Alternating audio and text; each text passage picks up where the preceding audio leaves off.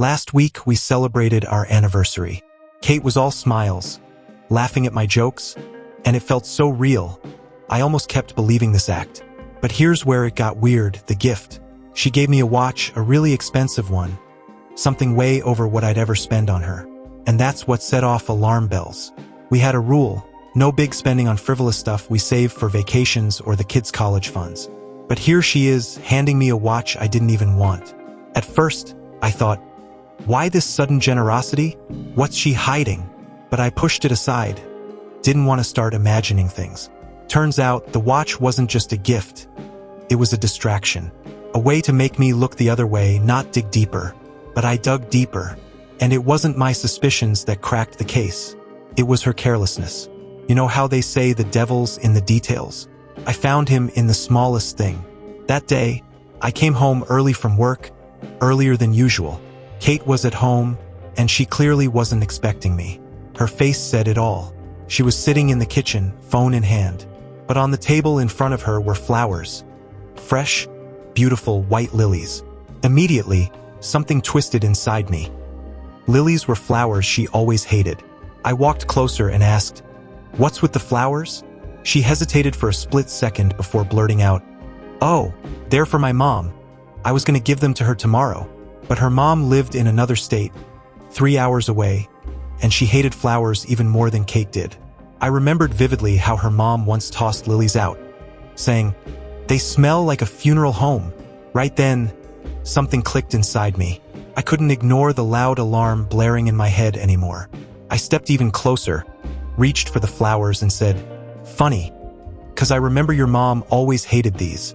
Her eyes tightened for a second, and she quietly exhaled, "Well, maybe I just wanted to try something new." Try something new? Are you kidding me? The woman who can't even stand the smell of lilies suddenly wants to try something new? It was too obvious. I backed off, not wanting to spark a fight right then and there, but that moment was the crack that let all the truth start spilling out. The next day, after she left for one of her girls' night out meetups, I made up my mind. I reached for her phone, and that's when everything fell into place. Oh, if only I knew what I'd find. It wasn't just random texts. It was a whole damn love affair written in messages. She'd been texting some guy named Mark. They were planning their next get-together, talking about the weeks spent together, discussing the same lilies he sent her. I was reading this, feeling my grip tighten around the phone, fighting the urge to smash it against the wall.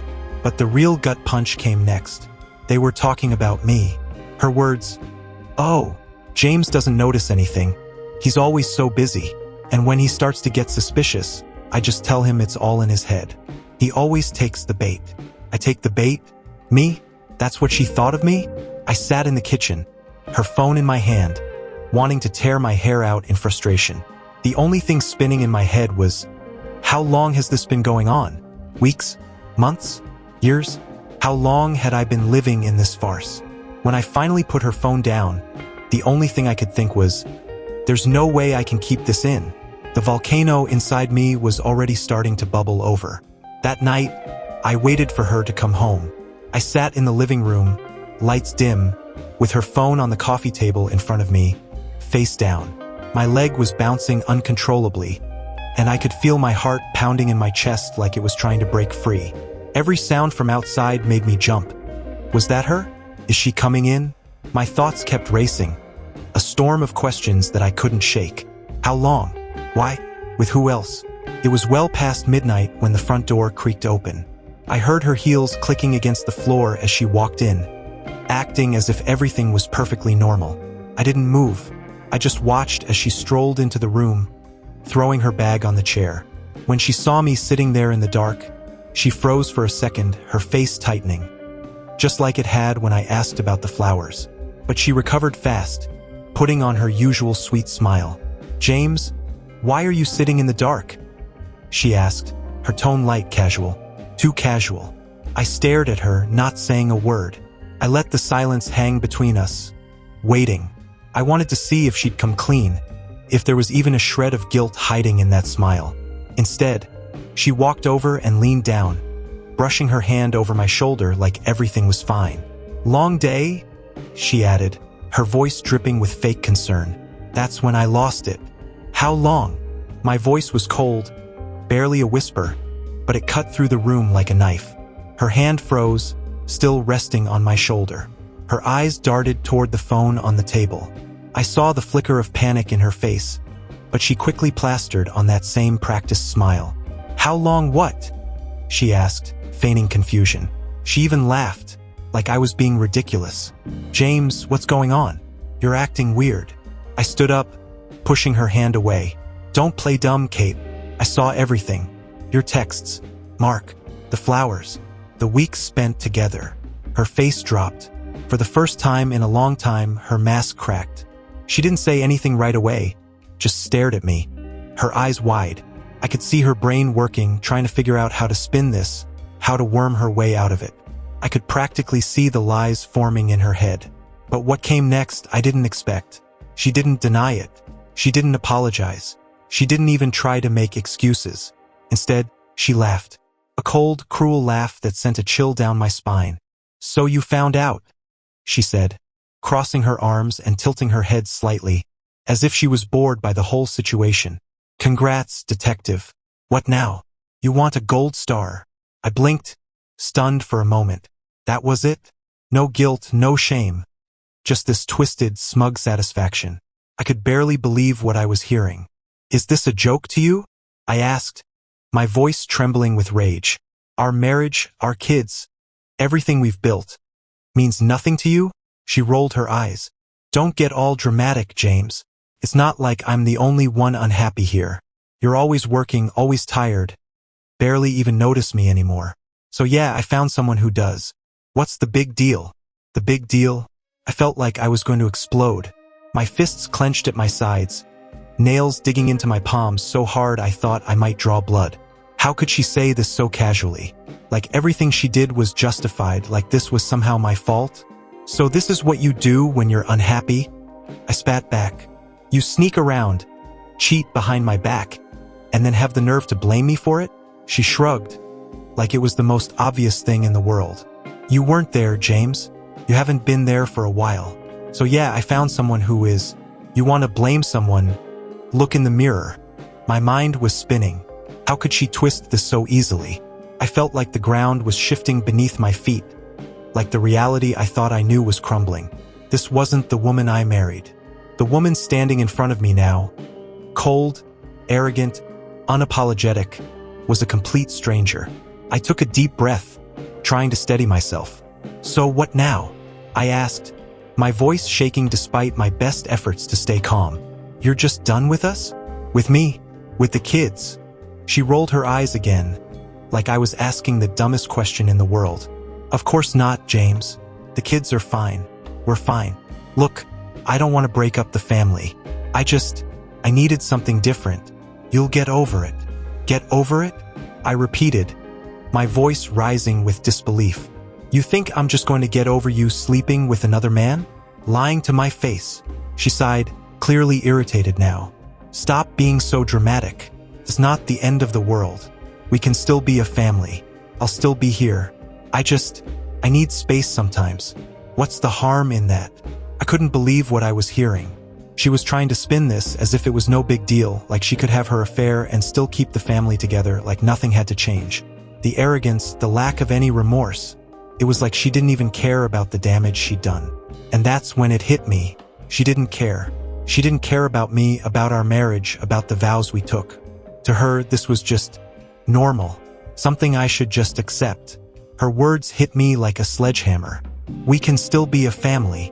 She said it so casually, like it was just an afterthought. The absolute gall of her. Acting like her affair was just a minor inconvenience I should sweep under the rug. My chest felt tight, and I could hear my pulse pounding in my ears. Every fiber of my being wanted to scream at her, to shake her, to ask her how she could be so cold, so heartless. But I stood there, frozen, trapped between rage and devastation. You don't get it, do you? I finally managed to say, my voice low but shaking. You think you can just have it both ways? Sleep with someone else and then come home. Smile at me. Act like everything's okay?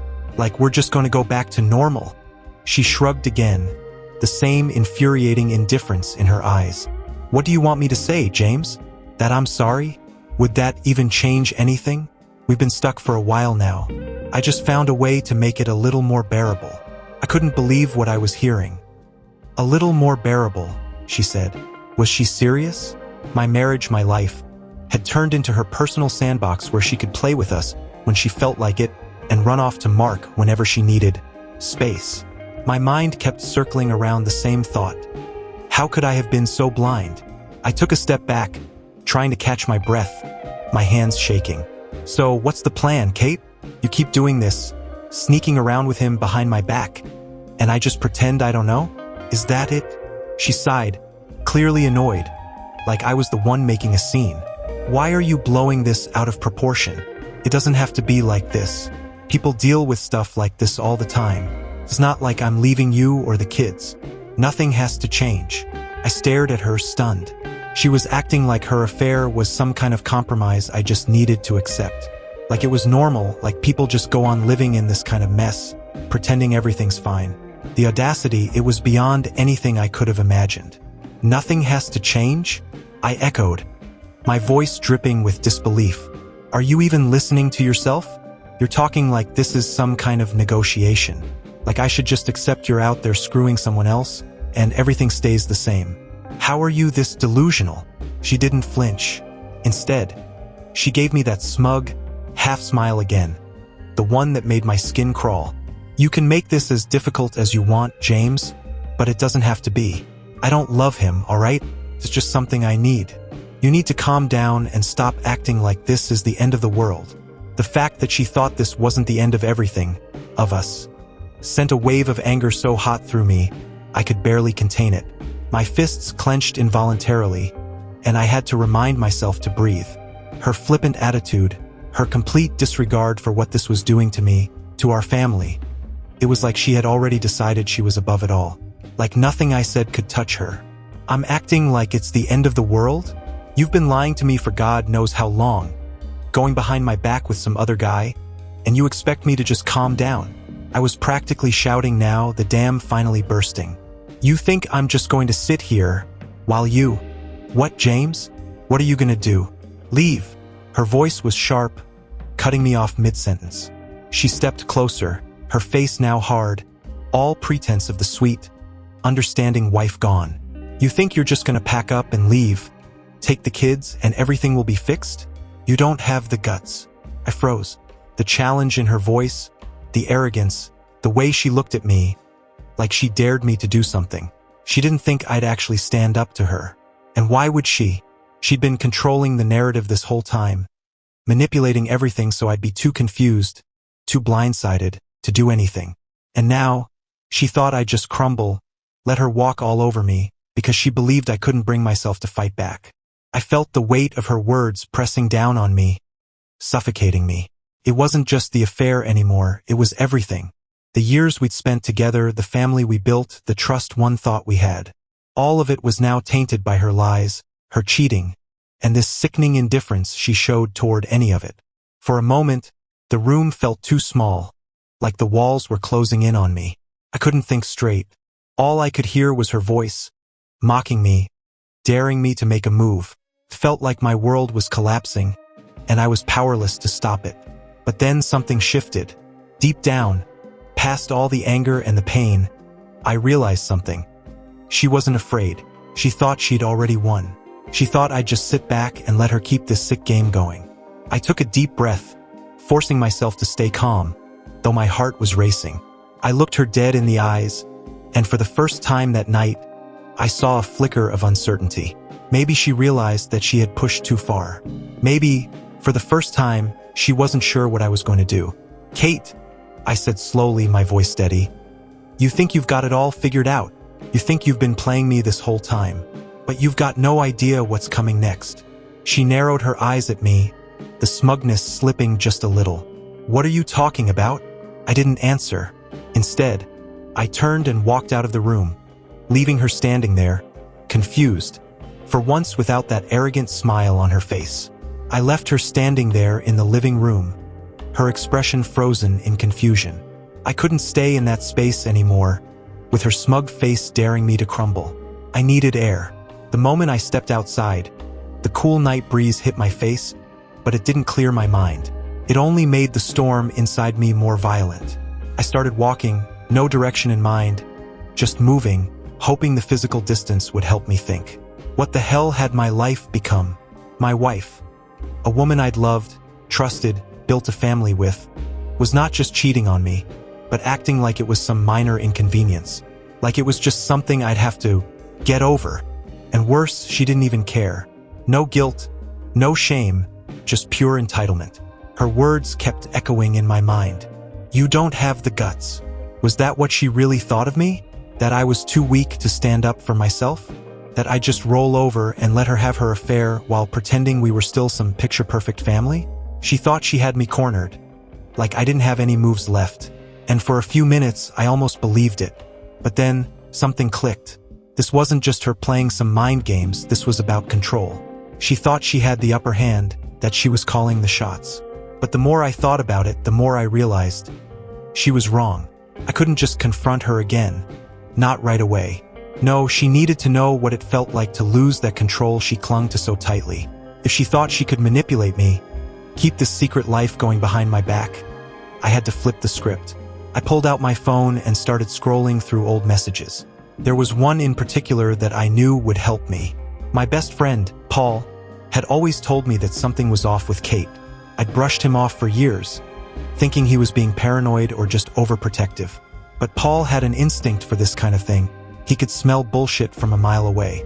I'd laughed at his warnings back then. Now, I wasn't laughing. I found his number and called. It rang once, twice before he picked up. His voice was groggy, probably asleep, but I didn't care. James? What the hell, man? It's late. Paul, I need you. That was all I had to say. He heard the strain in my voice and was wide awake in an instant. What's going on? You sound bad. I took a breath, steadying myself. Kate's been cheating on me. The silence on the other end of the line lasted longer than I expected. Then Paul let out a long, slow sigh. I fucking knew it. I nodded, even though he couldn't see me. Yeah, you were right. She's been seeing some guy named Mark. For months, maybe longer. Paul cursed under his breath. Man, I'm sorry. I don't even know what to say. What do you want to do? That was the million-dollar question. What did I want to do? I knew I couldn't stay in this limbo, waiting for her to make the next move. And I definitely wasn't going to let her keep playing me. But I also wasn't ready to blow everything up. Not yet. I needed to hit her where it hurt, to show her that I wasn't the weak, spineless guy she thought I was. I'm going to make her sweat, I said finally. I want her to think she's still in control. I want her to believe that I'm just going to sit here and take it. But when she least expects it, I'm going to turn the tables. Paul was silent for a second. Then I heard the low chuckle I'd come to expect from him when he was scheming. All right, man. What's the plan? I hadn't figured out every detail yet, but I had some ideas. I knew Kate's weakness, her reputation. She cared about appearances more than anything. It was the whole reason she wanted to stay a family, while screwing around behind my back. She needed to look like the perfect wife, the perfect mother. To her friends, to our kids, to the outside world. That image was everything to her. We're going to start small, I said. Make her uncomfortable. Start messing with her routine. Throw her off balance. I want her to feel like the ground's shifting under her feet, but not know why. Not yet. Paul laughed softly. You're devious, man. I like it. What do you need me to do? I'll let you know. But first, I need to get through the next few days without tipping her off. I want her to keep thinking I'm clueless, like she's got me wrapped around her finger. All right, Paul said, his tone serious now. But James, be careful. Don't let her twist this back on you. I won't, I said, my voice colder than I expected. She's the one who's going to pay for this. I hung up the phone and took a deep breath. The plan was forming in my head, piece by piece. Kate had already underestimated me once. She wouldn't see this coming. I'd start by playing the part she expected. The clueless, complacent husband. I'd act like I was willing to move past it, just like she wanted. Let her think I'd swallowed her lies, that I was willing to get over it. And when she felt safe, when she thought the danger had passed, that's when I'd make my move. I headed back home, my mind buzzing with the possibilities. When I stepped through the front door, Kate was still in the living room. scrolling through her phone like nothing had happened. She barely looked up when I walked in. "Everything okay?" she asked, her voice still carrying that fake sweetness. I forced a smile, one that didn't reach my eyes. "Yeah, just needed some fresh air. Long day at work." She nodded, barely paying attention. I could see it in her face. She thought the conversation was over. She thought I'd go back to being her puppet, doing what she wanted, keeping things easy. But this time, I was the one holding the strings. And she didn't even know it yet. The next few days were a test of my patience. Every time I looked at Kate, every time I heard her voice, it took everything in me not to explode. But I had to play it cool. I had to let her believe she still had the upper hand. So I did exactly what she expected. I pretended. Mornings were the hardest. She'd sit across from me at the breakfast table, smiling as if nothing had changed.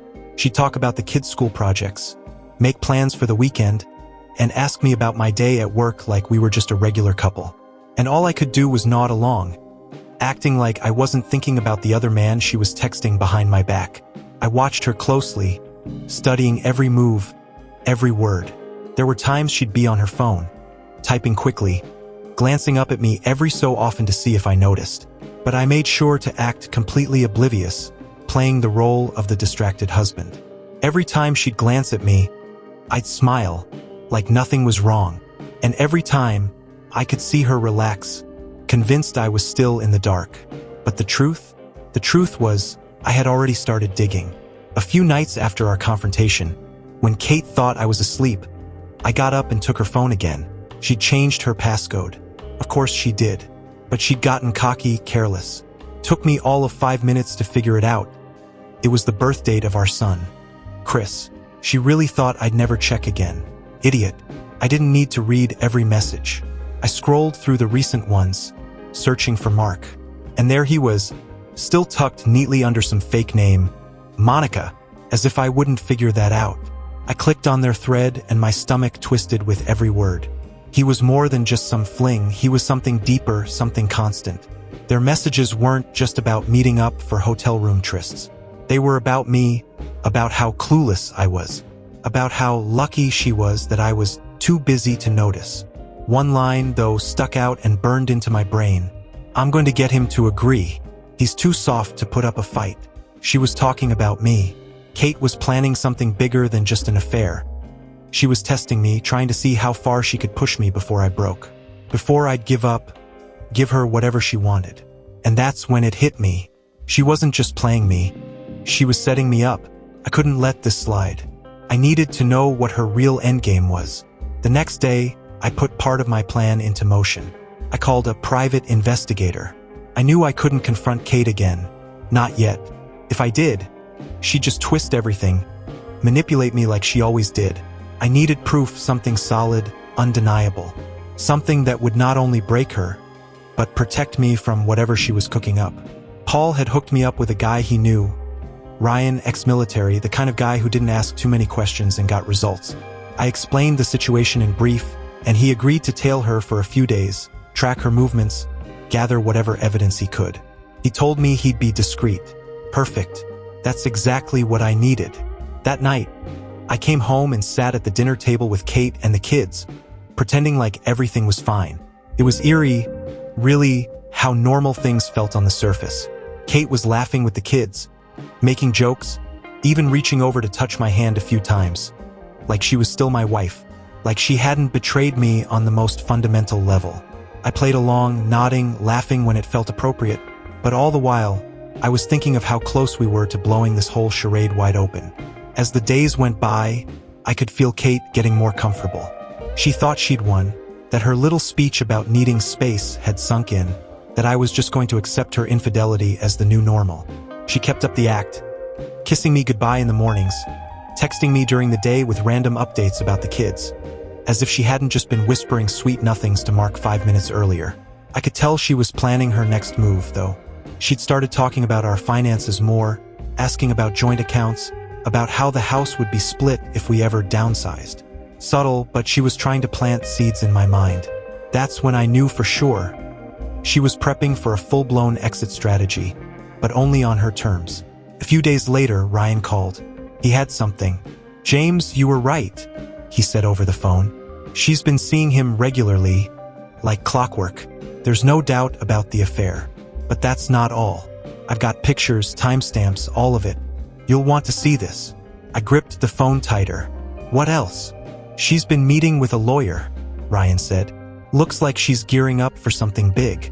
Whatever it is, you need to be ready." My blood ran cold. A lawyer? She wasn't just cheating on me. She was getting ready to leave.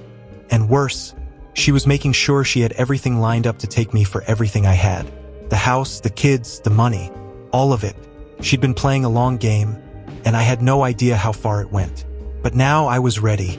That night, I didn't confront her. Not yet. I had the evidence. I had the leverage. But I wanted her to feel secure, to think she'd gotten away with everything. I needed her to believe that her plan was working, that I was still in the dark. The next morning, I woke up early. Kate was still asleep. I stood in the doorway of our bedroom, watching her for a moment. She looked peaceful, innocent even, lying there with her hair spread across the pillow. But I knew better now. The woman lying next to me wasn't the person I thought I'd married. She was a stranger, a manipulator, a cold-hearted liar. I smiled to myself as I turned and walked out of the room. The game wasn't over yet, but now I was playing to win. The morning after Ryan's call, everything felt different. It wasn't just that I knew Kate's secret. I had the proof in my pocket, and the power was slowly shifting in my direction. I could feel it. She had no idea that her house of cards was about to collapse. And that gave me the confidence I hadn't felt in weeks, maybe months. But I couldn't rush it. Not yet. Kate was in the kitchen, making breakfast as if nothing had changed. I could hear her humming to herself, some tune she always hummed when she was in a good mood. She turned, smiling at me when I walked in. "Morning," she said cheerfully, sliding a cup of coffee across the counter toward me. "I was thinking we could go out for dinner tonight. Something special, just the two of us. What do you think?" I stared at her for a moment, stunned at how effortlessly she continued the charade. Just the two of us. The audacity almost made me laugh out loud. I forced a smile. "Yeah, sounds good." Her eyes lit up, and she leaned in to kiss me. A quick peck on the lips, like we were still the perfect couple. But this time, it didn't sting the way it had before. This time, I had the upper hand. She just didn't know it yet. I spent the day going through the evidence Ryan had gathered. Pictures of her and Mark, timestamps of their meetings, even the receipts from the fancy lunches and hotel bookings. I had it all now. But the real kicker? The lawyer meetings. She was preparing for war, and I had the battle plan. I sat at my desk, staring at the photos on my laptop. They were hard to look at. Kate and Mark, laughing together, holding hands, the intimacy in their body language. She looked happy with him, the kind of happiness I hadn't seen in years. My hands clenched into fists, but I reminded myself to stay calm. There was a time for anger, and it wasn't now. It was time to set the trap. That evening, I played along with Kate's dinner plans. I put on a nice shirt, shaved, acted like the husband she expected me to be. When we got to the restaurant, everything was perfect. She picked a spot at this upscale place we hadn't been to in years. Candlelight, soft music, the works. She was radiant, too radiant, almost glowing, as if she felt she'd won. I could see it in her eyes, the relaxed way she held herself, how easily she smiled. She thought this dinner was her victory lap, that I had accepted her terms. Over appetizers, she started hinting again about finances. This time, she brought it up directly. "So, I've been thinking about the house," she said casually, cutting into her salad. "It's a lot of space for just the four of us. Don't you think? I mean, the kids will be grown soon, and we could probably do with something smaller. Maybe even move closer to the city, somewhere a little more modern." I took a sip of my drink, pretending to consider it. "That's a big move. You sure we're ready for something like that?" She smiled, leaning forward. "I think it's worth talking about. We should start planning for the future, don't you think? Things change." That last part, "things change," hung in the air between us. I knew exactly what she was getting at. This wasn't just about the house. It was about setting herself up for the next phase of her life, the phase where she left me and took everything she wanted. But she wasn't going to get that chance. I nodded slowly. "You're right. Things do change. Her eyes widened slightly, like she was caught off guard by how easily I agreed. But then she smiled, clearly pleased with herself. She thought she was pulling the strings.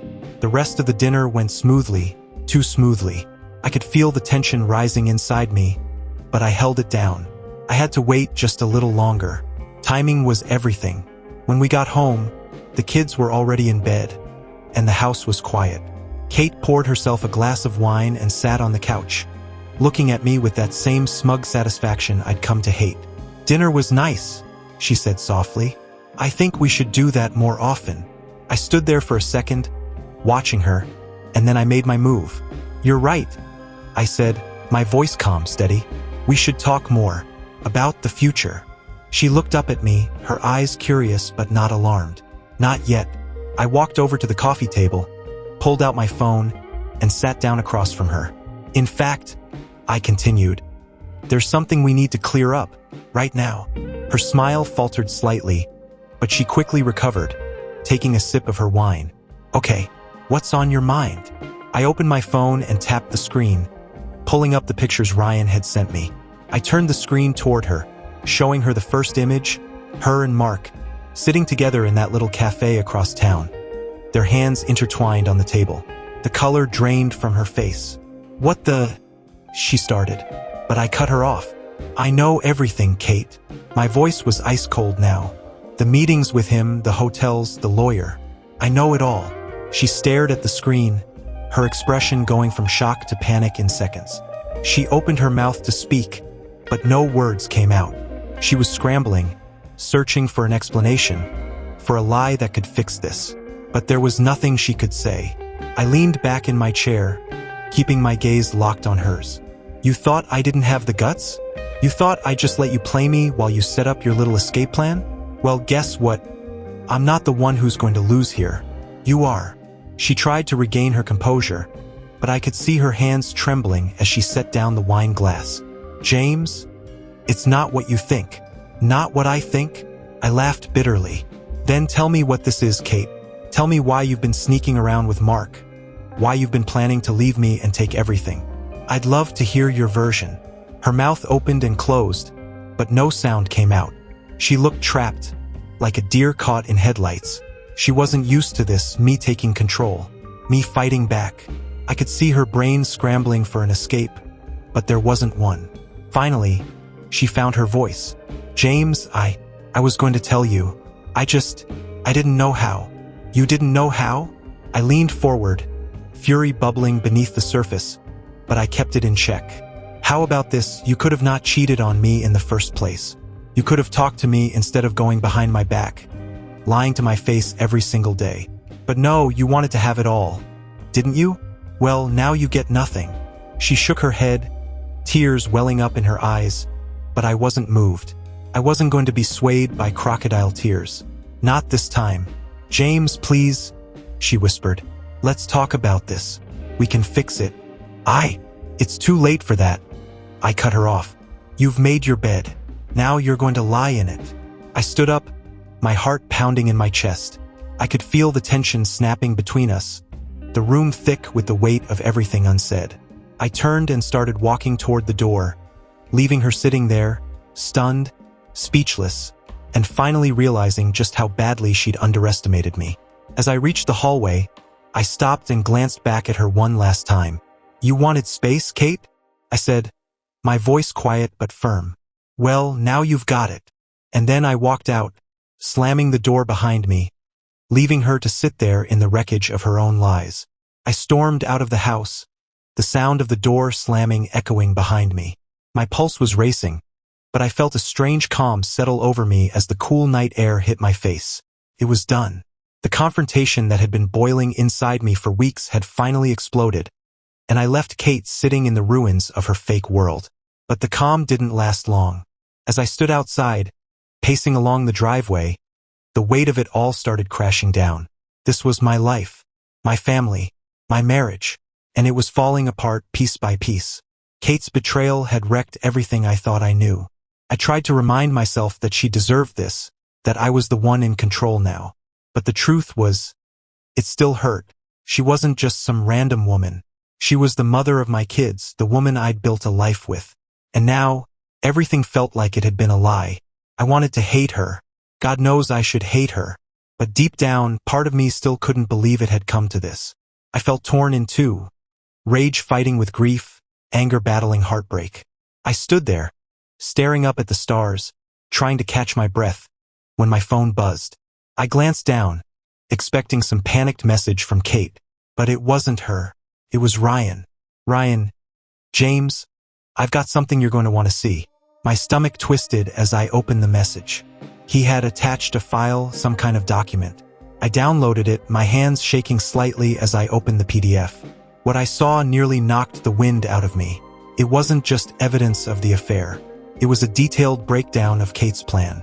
Ryan had dug deep, and what he found was even worse than I'd imagined. The document showed how Kate had been quietly moving money out of our joint accounts for months, funneling it into a separate account under her name. It wasn't just a couple of $1,000s, it was tens of thousands. She'd been siphoning money, probably in preparation for the divorce she thought she'd control. And that wasn't all. Ryan had found records of her meetings with her lawyer, laying out the strategy to hit me where it hurt. She planned to go after full custody of the kids. That was her real move. The house, the money, sure, but the kids? She wanted to take them from me. Couldn't breathe. My mind went blank for a second, and then the rage came rushing back, hotter than ever. She'd been planning this for months. Not just the affair with Mark, this, taking my kids, my money, my home, and leaving me with nothing. The woman I had spent 10 years with, the mother of my children, had turned into this cold, calculating monster. For a moment, I couldn't even think straight. I wanted to run back inside, scream at her, demand to know why, how she could do this to me, to us. But I knew that wouldn't solve anything. I needed to be smarter than her. I couldn't let my emotions derail everything. Not now. I sat down on the front steps of the house, staring at the glowing screen in front of me. Ryan's message came through again. Ryan, you okay? I know this is a lot, man. A lot? That was an understatement. I felt like I was standing on the edge of a cliff, staring into the abyss, with everything I'd ever cared about ready to collapse beneath me. I took a deep breath and typed back. Yeah, thanks for this. I'm gonna need more though. Can you dig deeper? I need everything she's done. Every move. She's trying to take my kids, Ryan. There was a pause before he responded. Ryan, I'll get you what you need. I put the phone down and buried my face in my hands, the weight of it all pressing down on me. I had to pull myself together. I couldn't afford to fall apart, not now. This wasn't just about me anymore. Kate was trying to take my kids. She had no right. I wasn't the villain here. She was. I stood up, breathing deeply, feeling the anger start to burn hotter than the pain. If she thought she could take my kids and walk away with everything I'd built, she had another thing coming. She wanted a fight? Fine. I'd give her a fight she'd never forget. I went back inside. Kate was still sitting on the couch, her face pale, eyes red. She looked like she was about to say something, but I wasn't interested in anything that came out of her mouth. I walked past her, heading straight for the bedroom. James, wait. Don't. I didn't look at her. I'm done talking. I shut the bedroom door behind me and leaned against it, breathing hard. I could hear her footsteps pacing in the hallway, could feel her desperation growing. But I didn't care anymore. She had crossed a line. This wasn't just about us. This was about the kids, about my life, and I wasn't going to let her take it all from me. I grabbed my laptop from the nightstand and started pulling up the financial documents Ryan had sent me. It was all there. Everything I needed to turn this situation on its head. She thought she was being clever, but she had left a trail, and now I had the pieces to unravel her whole plan. She wanted to go after me in court? Fine. But I was going to make sure I had every bit of leverage before I made my next move. By the time I shut the laptop, it was past midnight. Kate had stopped pacing outside the room, and the house was dead silent. I could feel the tension seeping through the walls, but I was too focused to care. I went to bed that night, staring at the ceiling, my mind running 100 miles a minute. I was already planning my next steps, thinking of how I was going to protect the kids, keep what was mine, and destroy whatever twisted game Kate had set in motion. There would be no mercy. She didn't know it yet, but the woman who thought she had outsmarted me was about to lose everything. And this time, I wasn't going to hold back. The next morning, I woke up with a clear head. No more confusion, no more doubt, just cold, calculated purpose. I had everything I needed to flip this game on Kate. I walked downstairs, and she was in the kitchen, sipping coffee, her eyes bloodshot from a night of little sleep. She tried to start talking, her voice shaky. "James, we need to talk about." I cut her off. "We'll talk soon, Kate. In court." The shock on her face was satisfying. She was scrambling, trying to understand how I had flipped the script so fast. I watched her squirm, but I didn't stop. "You think I don't know what you've been doing? Moving money, meeting with a lawyer behind my back, planning to take the kids from me? I know everything." Her face paled, and she stepped back, like I had physically hit her. "It's not like that. It's exactly like that," I said, my voice low and steady. "And you're not going to win this. Not the way you think. I've already got all the evidence. The affair, the money transfers, even your lawyer meetings. You're not taking the kids, Kate. You're not taking anything from me." She stared at me, frozen, her mask finally slipping.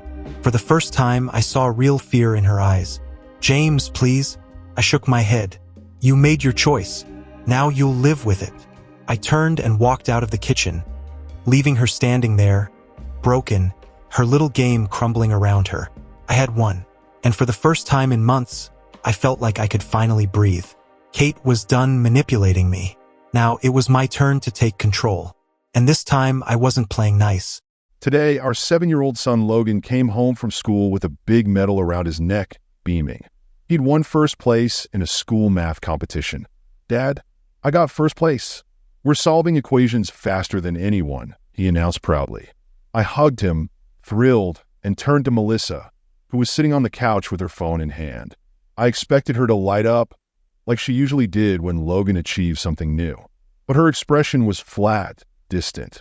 She didn't even look up when she said, "Well, who knows who helped him out with that? Could be those aren't even your genes."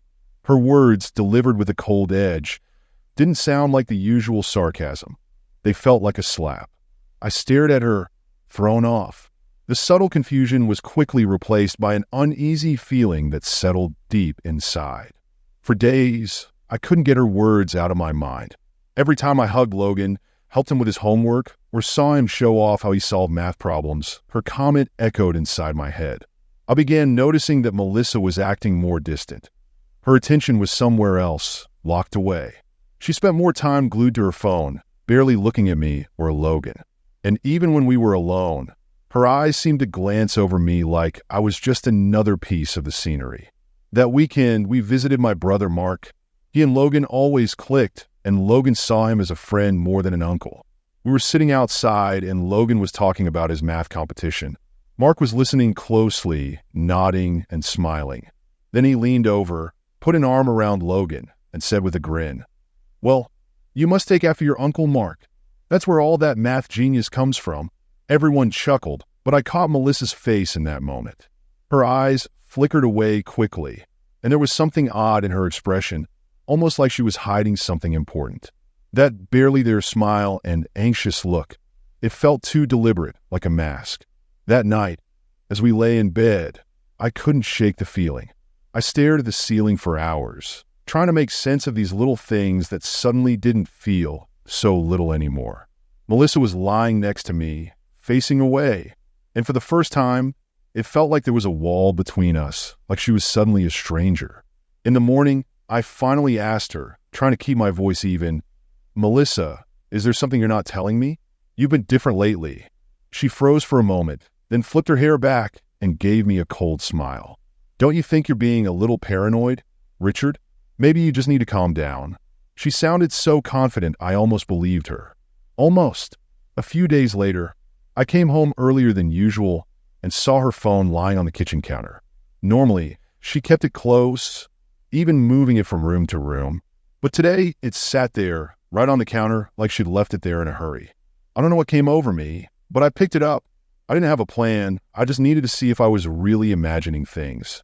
Then, as I opened the screen, a message from Mark popped up, and it felt like the ground had slipped out from under me. There were just a few words. "I know you're worried. See you tomorrow at our spot." In that moment, everything inside me seemed to shatter. That message played over my mind for hours. Our spot? When had Melissa and Mark, my brother, even started meeting up in secret? And why would she be worried? I stared at that message long enough to burn it into my memory, running through every excuse I could come up with to explain it away. When she got home later, I tried to act normal. She came in smiling like nothing had happened, giving me a casual kiss on the cheek before heading to her room. I watched her go, feeling sick, my mind buzzing with questions that refused to stop. The next day, I told her I'd be working late, even though I'd made sure to get out early. I wanted to see if they'd meet up, if maybe this was some big misunderstanding. But part of me, deep down, already knew the answer. So I waited, parked in a spot near Mark's house, watching the driveway. I must have sat there for an hour, playing with my phone, trying to convince myself that maybe he was out of town, or maybe Melissa had something else to do. But then I saw her car pull up to his driveway, and all those hopeful thoughts shattered. I watched as she stepped out, looked around, then knocked on the door. The way she moved, so quietly, so carefully, it felt calculated. A minute later, Mark opened the door and let her in, glancing around before closing it. The moment that door shut, something inside me broke. There was no laughing this off, no friendly visit excuse I could believe anymore. The image of my wife and brother laughing at some inside joke, touching hands at a kitchen counter while I was out there working for our family, it made my stomach twist. I knew I should leave, but I couldn't. I sat there, trapped in my own rage and disbelief, until an hour had passed, and then two. Finally, just when I thought I'd lose it, Melissa's car pulled back out. She looked calm, unhurried, like she'd just wrapped up a casual meeting. That night, I couldn't even look at her when she got home. She was cheerful, humming softly as she set her purse down and started talking about her day. The ease in her voice felt like a slap. I stayed quiet, my hands clenched as I stared at her, wondering if she'd even flinch, if guilt would finally make her slip. But Melissa didn't. She just looked over, catching my gaze, and with a little smirk, asked, "Something on your mind, babe?" That one word, babe, the way she said it, as if we still had some normal, happy marriage. I nearly lost it. But I knew if I showed my hand too early, she'd twist it, spin it like I was imagining things. So I just shook my head, kept my voice steady, and said, "Nah, just tired." She went on as if nothing had happened, pouring herself a glass of wine, scrolling through her phone, the very picture of innocence. I lay in bed that night, my mind racing, watching her sleep like nothing was wrong, like she hadn't just come from my own brother's house. I knew I couldn't just let it slide, not without finding out the truth. And in that moment, I made up my mind. Tomorrow, I would confront them both. The next morning, I got up before Melissa, running through every word I wanted to say to her and to Mark. My heart was pounding, my head already buzzing with the scenarios that could play out. I kept picturing her trying to dodge, to deny, to laugh off the seriousness of it, and that just fueled the anger simmering in my chest. I had to see him first, without her there to interrupt. I waited until I knew she'd left for work, then headed straight to Mark's. When I knocked, he opened the door with a surprised smile, clearly not expecting me. "Hey, Rich, early start, huh?" He gave me that easy grin I'd seen all my life, the one that used to make me feel like we were a team. Now, it just felt like a cover. I didn't waste time. "Mark, I know about you and Melissa. I know about the meetings, the texts. I saw her at your place last night." His smile wavered, but he recovered quickly, putting on that nonchalant face he'd always used to get out of trouble. "What are you talking about?" He laughed nervously. "Melissa. She was just dropping by. You know, she needed some help with something for Logan." But his words were empty, flimsy, and I wasn't buying it. I stepped closer, my voice dropping. "Cut the crap, Mark. I've known you my whole life, and I can tell when you're lying. Why are you meeting her behind my back? What the hell is going on?" For a split second, something broke in his expression, like he was caught, like he didn't have a single decent excuse left. But then he gave a bitter laugh, shaking his head. "All right, Rich, you want to know the truth? Maybe you should take a good look at your perfect marriage. Maybe Melissa just needs someone who actually listens to her." The words hit me like a punch to the gut. My own brother, taking that smug, moral high ground? I clenched my fists, fighting the urge to hit him right there. "You think you're doing her a favor?" I said through gritted teeth. Sneaking around? Lying to me? You're my brother, Mark. My own brother. He just shrugged his smirk back. Well, maybe you should have paid more attention to her needs, Rich. Not my fault you left room for someone else. I could barely breathe. Turning on my heel, I left before I did something I couldn't take back. But I wasn't done. I was going to confront her, and this time, I would have all the answers I needed. When I got home that evening, she was sitting at the kitchen counter, scrolling through her phone like it was any other night. I leaned against the door frame, watching her, every word I wanted to say building up inside me. Finally, she noticed me and looked up, her smile faltering. Something wrong? She asked, her tone too innocent. I didn't respond right away, letting the silence stretch out, making her feel it. Then I said quietly, I want to see Mark today. Her expression barely shifted, but there was a flicker of something. Maybe nerves, maybe anger. Oh, really? And what did he say? Enough, I replied, holding her gaze. Enough to know that you're lying to me. That you've both been lying to me. She took a sip of her wine, trying to hide behind the glass, but I could see the tension in her shoulders. She set it down carefully and met my gaze, her voice suddenly cold, almost daring.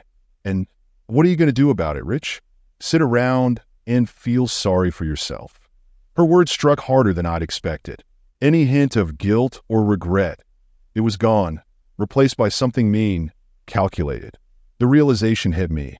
She wasn't even sorry. You think this is a game? I demanded, my voice rising. You're tearing our family apart, and you're sitting here like it's nothing? She rolled her eyes, letting out a dry laugh. Oh, please, stop acting like this is all my fault. Maybe if you'd been half the husband you think you are, we wouldn't even be having this conversation. I stared at her, the person I thought I knew better than anyone else in the world, feeling like I was seeing a stranger. So, that's it? No apology, no explanation, just a shrug and a laugh. She leaned forward, her eyes glittering with something dark. You don't get to make me feel guilty, Rich. Not anymore. If you think you're the victim here, maybe you need a reality check. In that moment, I knew there was nothing left to save. Everything I thought we'd built together, it was just a lie. I stood there, feeling a kind of numbness settle over me as she held my gaze, defiant, almost enjoying this twisted version of the truth she'd spun. I tried to summon the words, anything to break through to the person I thought I knew, but it was like I was looking at someone else, someone I didn't recognize. The silence between us felt like a standoff, a final reckoning. All right then, I finally said, my voice sounding strange to my own ears, if that's how you want to play this.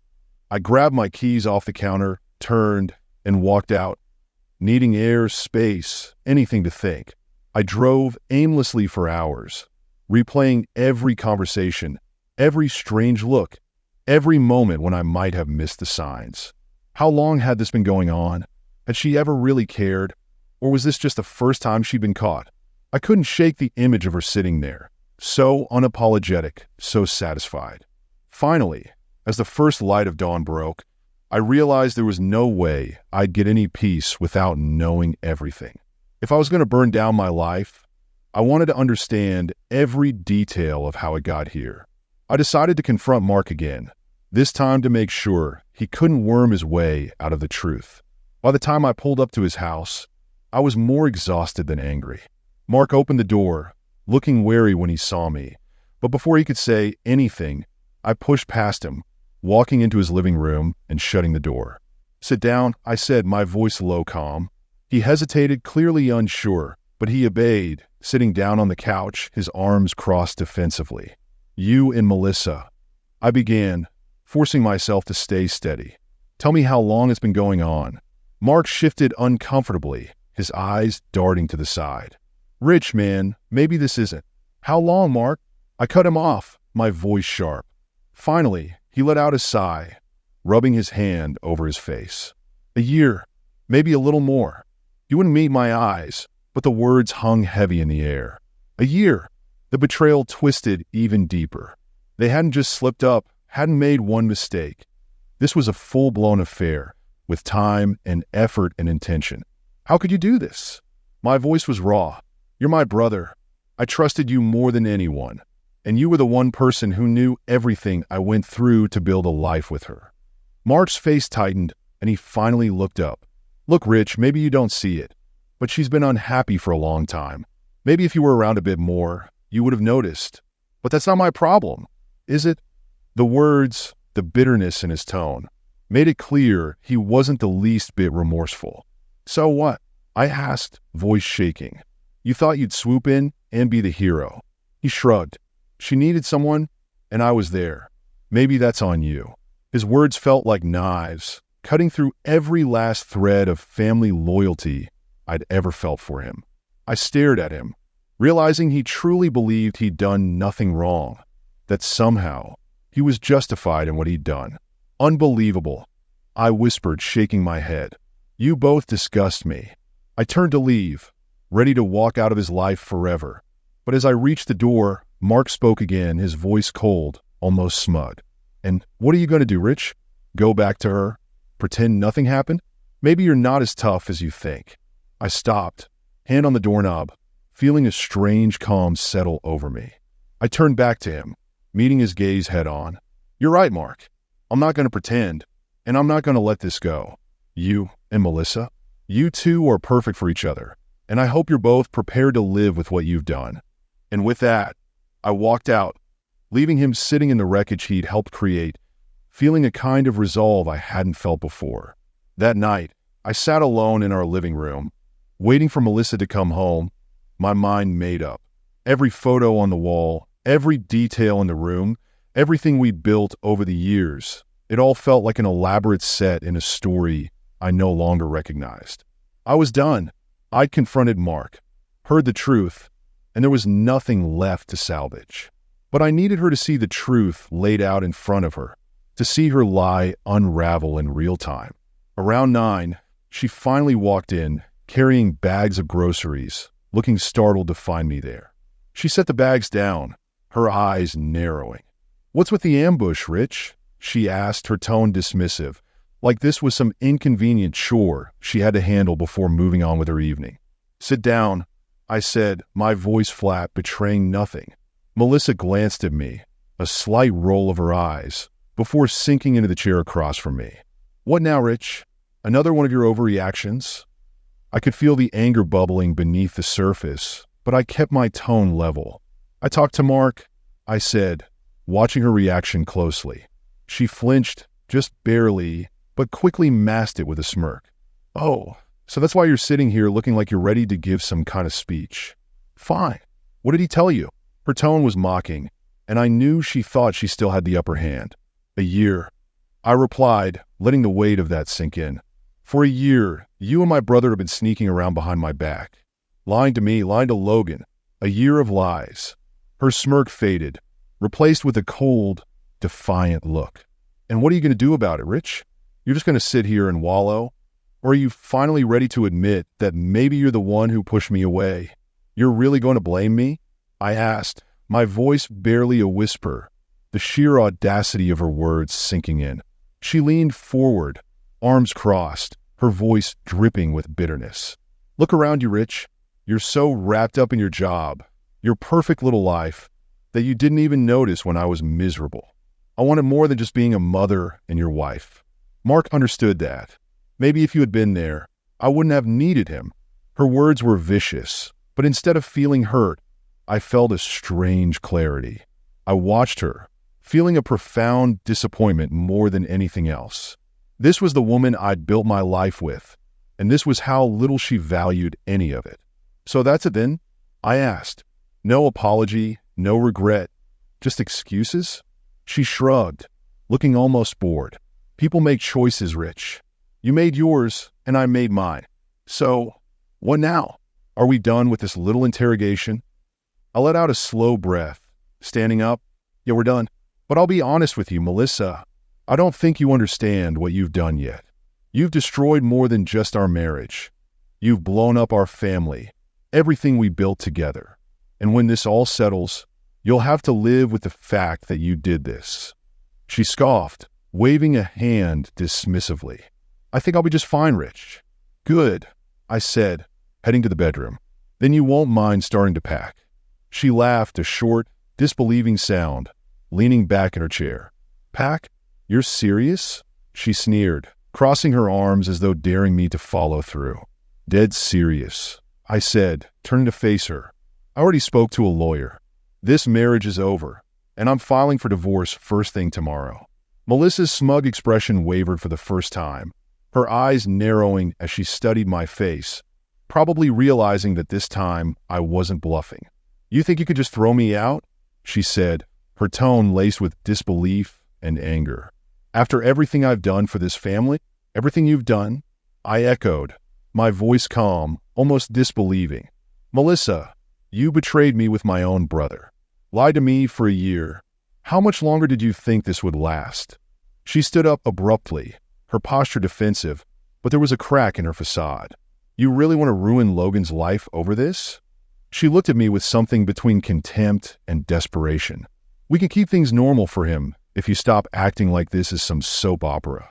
I shook my head, my anger sharpening to resolve. Logan deserves better than this. He deserves parents who respect each other, who are honest. He's not going to be dragged through some sham of a marriage just because you don't want the consequences of what you did. "Consequences?" she snapped. "So, you're perfect now? Like you haven't made mistakes?" I let out a humorless laugh. "I've made mistakes, Melissa, but betraying my family like this isn't one of them.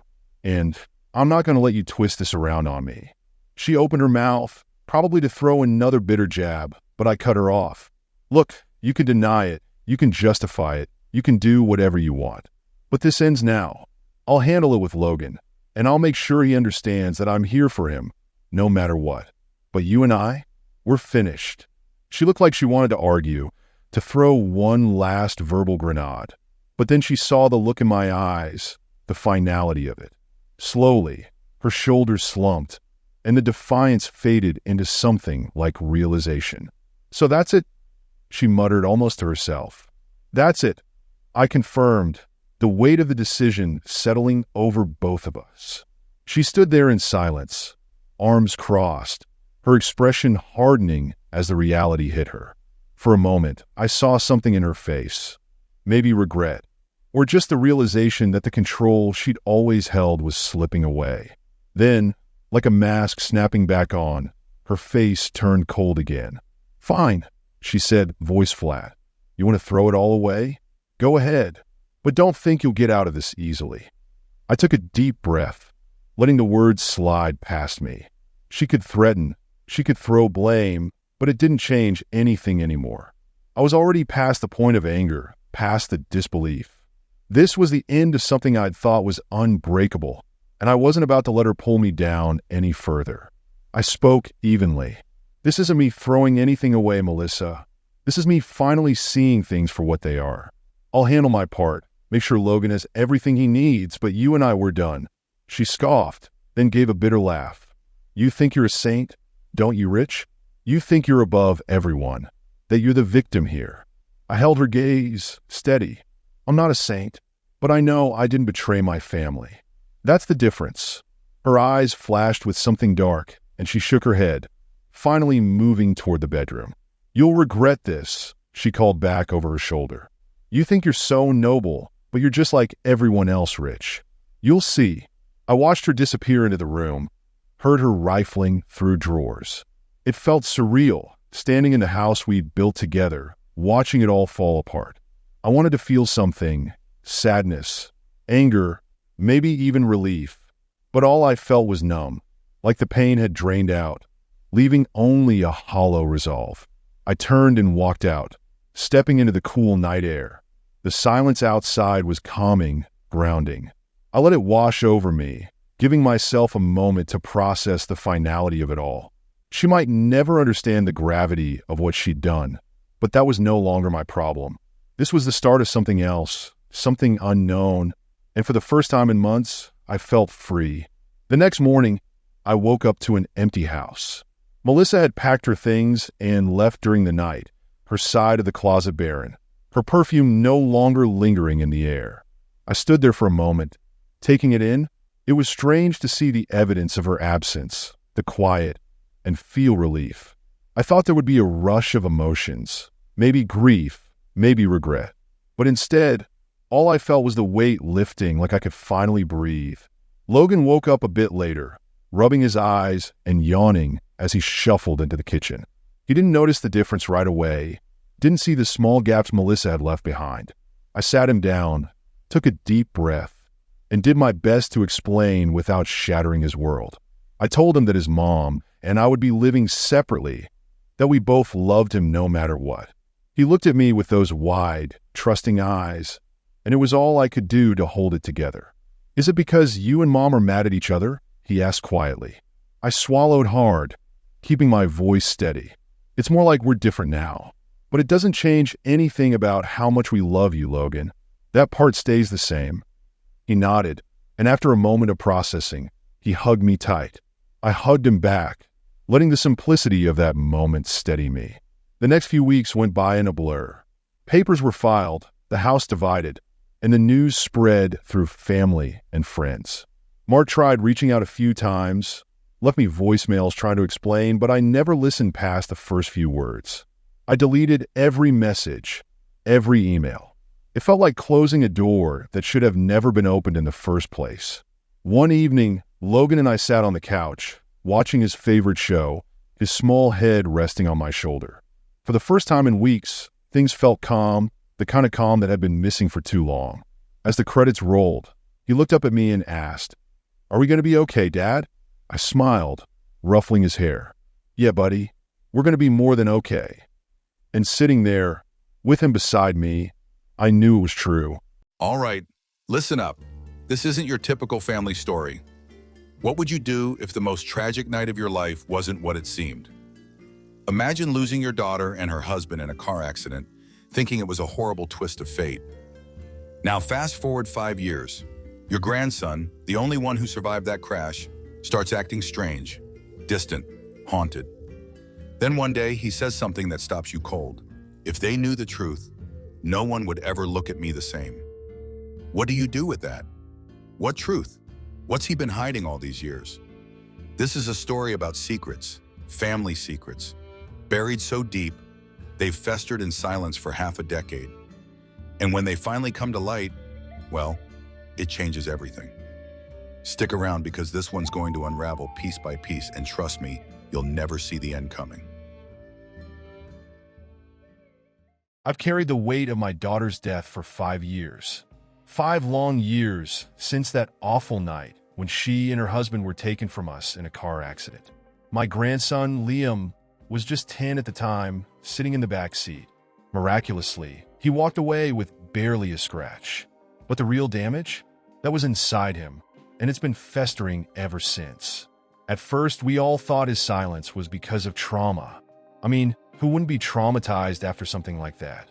Losing both your parents in an instant, no warning, no time to say goodbye. He stopped talking about that night completely, and no one had the heart to push him. The therapist said it was normal, that he'd open up when he was ready. But here's the thing, he never did. Instead, as he got older, he started changing in ways I couldn't explain. Liam was always a quiet kid, but in the past year or so, he's gotten distant. Not the kind of teenage rebellion you might expect. No, it was different. He would avoid eye contact, keep secrets, and sometimes, when he thought no one was looking, I'd catch him staring at old family photos, especially the ones of his parents, with this haunted look in his eyes. Like he knew something the rest of us didn't. I tried brushing it off. Kids his age are unpredictable, right? Teenagers go through phases. I told myself it was just part of him growing up, grieving in his own way. But deep down, I knew there was more to it. There was a tension in him that wasn't normal. A darkness that hung over him like a storm cloud. Then last week, I found him in the attic, rummaging through my daughter's old things. It wasn't the first time he'd been up there, but it was the first time I caught him in the act. I didn't say anything at first, just watched him from the doorway, hidden in the shadows. He was holding a framed photo of his mom, his fingers tracing the glass like he was trying to remember her face. I finally stepped into the light, clearing my throat. He jumped, startled, and quickly shoved the photo back into a box like he'd been caught doing something wrong. "Liam," I said gently, trying to ease the tension. "What are you doing up here, son?" He looked at me, eyes wide, almost guilty. "Just Just looking through some old stuff, he mumbled, not meeting my gaze. His voice was tight, and there was something about the way he said it that sent a chill through me. I didn't press him then, but as I turned to leave, he blurted it out, so quietly I almost missed it. If they knew the truth, no one would ever look at me the same. I froze. The truth? What truth? I turned back, my heart suddenly pounding in my chest. Liam, what do you mean by that? His face went pale, and he immediately shook his head, like he regretted saying anything. Nothing. It's nothing. But it wasn't nothing. I could see it in his eyes, the fear and the weight of whatever he was holding back. I tried to ask him again, to get him to open up, but he just shut down, closed off like he'd done 1,000 times before. He stormed past me and left the attic without another word, leaving me standing there in the cold, stale air, surrounded by the ghosts of our family.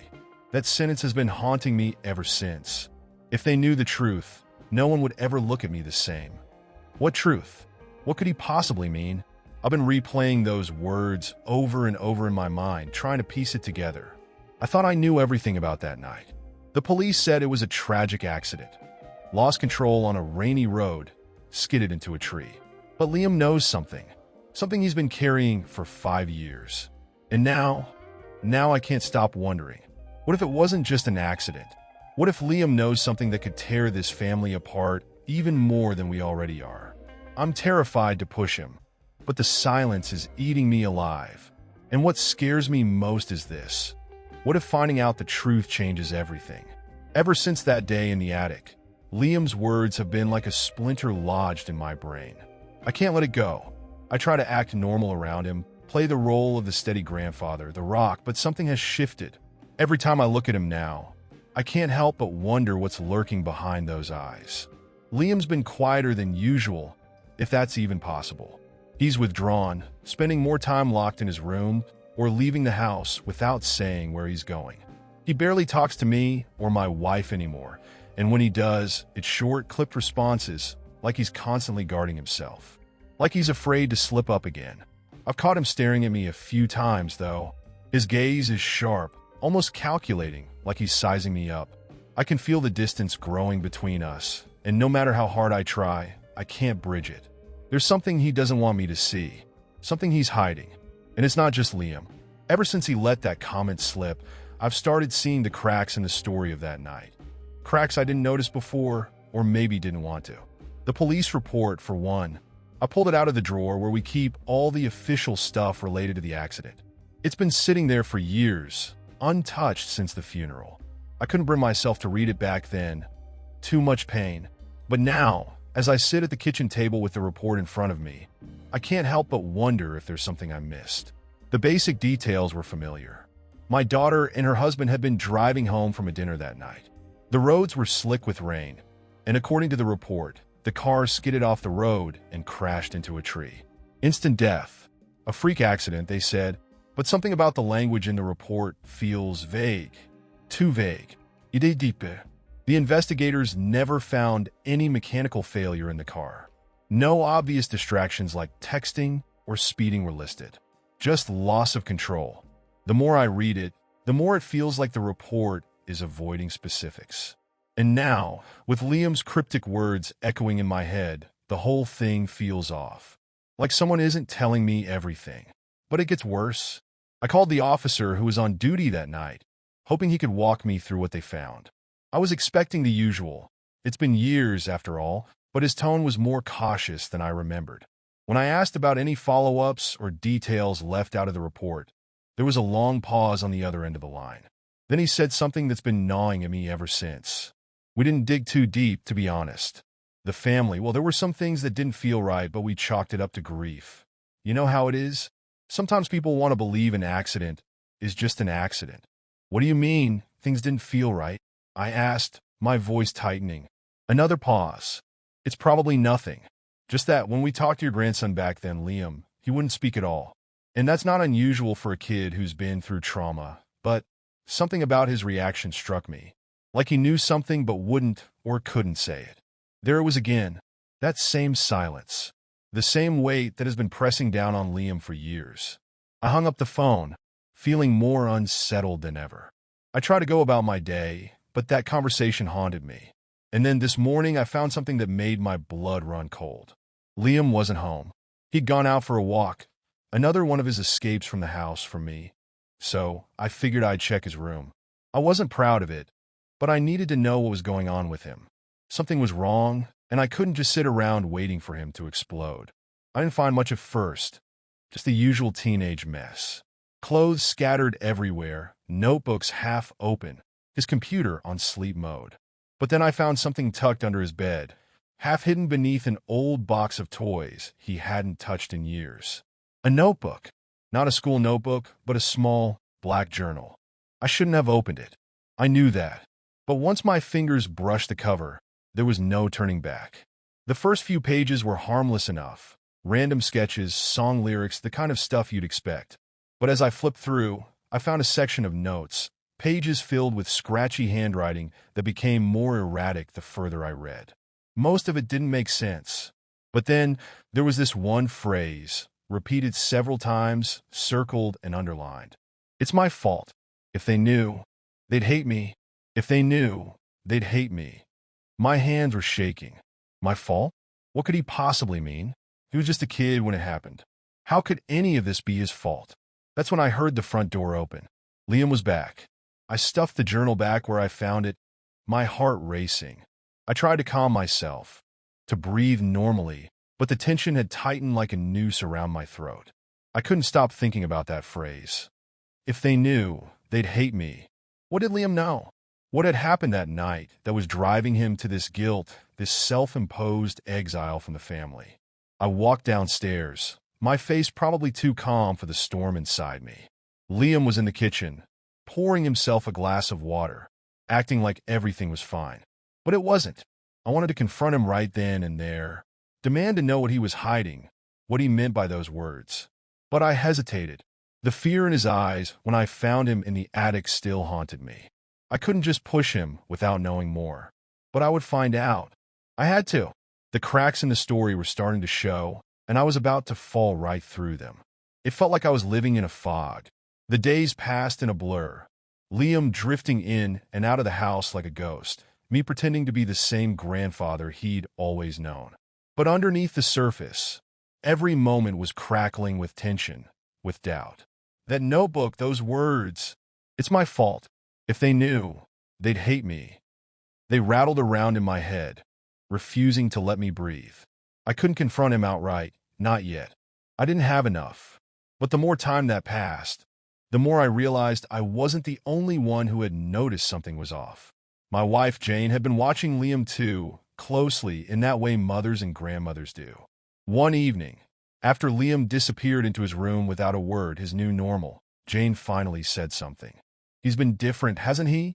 I looked up from my coffee, pretending I didn't know what she meant. Teenage stuff, probably. Growing pains. She shook her head, her eyes locked on the staircase where Liam had just gone. It's more than that. He's not just moody, Nick. He's haunted. I've seen him up at night, walking around the house, pacing. Sometimes I hear him talking to himself. He was never like this before. I put my mug down, trying to keep my voice steady. You think he's grieving again? Maybe things are just hitting him differently now that he's older. Jane sighed, sitting across from me at the table. Maybe, but there's something else, isn't there? You've seen it too. The way he looks at us sometimes, like he's carrying the weight of the world on his shoulders. Like he knows something we don't. Her words sent a chill through me, confirming the gnawing feeling I'd been trying to shake. You think he's hiding something? She looked down at her hands, then back up at me. I don't know, but if he is, it's breaking him. I'm worried, Nick. What if it's something from that night? I didn't want to admit it to her. I didn't want to drag her into this. But the words slipped out before I could stop them. He said something, Jane. A few days ago, he said, if they knew the truth, no one would ever look at me the same. Jane's face paled, and she sat up straighter. What? When? I told her about the attic, about finding Liam with his mother's things, and how he'd blurted it out before disappearing into himself again. I didn't mention the notebook. Not yet. She shook her head slowly, eyes filling with concern. Do you think he remembers more than he's let on? About the accident? I swallowed hard. feeling the weight of the secret pressing down on me even more. I don't know, but I'm starting to think it wasn't just an accident, Jane. I've been going over the police report again. The details don't add up. And Liam, he's carrying something. Something that's eating him alive. Her hand went to her mouth, tears welling up in her eyes. But he was just a kid, Nick. He was in the back seat. How could it be his fault? I don't know, I said, my voice breaking. But he believes it is. We sat there in heavy silence, the enormity of what we were grappling with hanging between us. Jane eventually excused herself, wiping at her eyes, leaving me alone in the kitchen, staring at the last dregs of my coffee like they might hold some kind of answer. I knew I couldn't keep waiting. I needed to confront this head-on. Later that night, after Liam had locked himself in his room, I made my way to his door. My hand hesitated on the knob. I wanted to barge in, demand answers, make him tell me everything. But I couldn't. Not yet. Instead, I knocked softly. Liam, can I come in? There was a long pause before I heard him mumble, "Yes, sure." I pushed the door open and stepped inside. His room was dimly lit, the only light coming from his desk lamp. He was hunched over, scribbling something in one of his notebooks. Not the black journal, thank God, but one of his school ones by the looks of it. He didn't look up at me. I sat down on the edge of his bed, trying to keep things casual. "You okay, bud? You've been quiet lately." He shrugged, still not meeting my eyes. "Just a lot on my mind, I guess." I leaned forward, resting my elbows on my knees. "You know you can talk to me, right? About anything. You don't have to carry everything on your own." Another shrug. "Yeah, I know." The silence stretched between us, heavy and thick. I could feel it, the tension building. I wasn't sure if I should push, but I couldn't stop myself.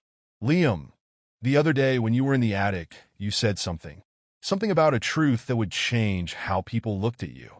His hand froze over the notebook, and I saw his shoulders tense. He stayed silent. I pressed on. "What did you mean by that?" He didn't answer right away, and for a moment, I thought he might brush me off again. But then, slowly, he set his pen down and turned to face me. His eyes were red, like he hadn't slept in days. There was fear in them, fear and guilt. "I don't want to talk about it," he whispered, his voice shaking. "Liam, whatever it is, we can figure it out together. But I need to know what's been weighing on you. Please. I'm worried about you."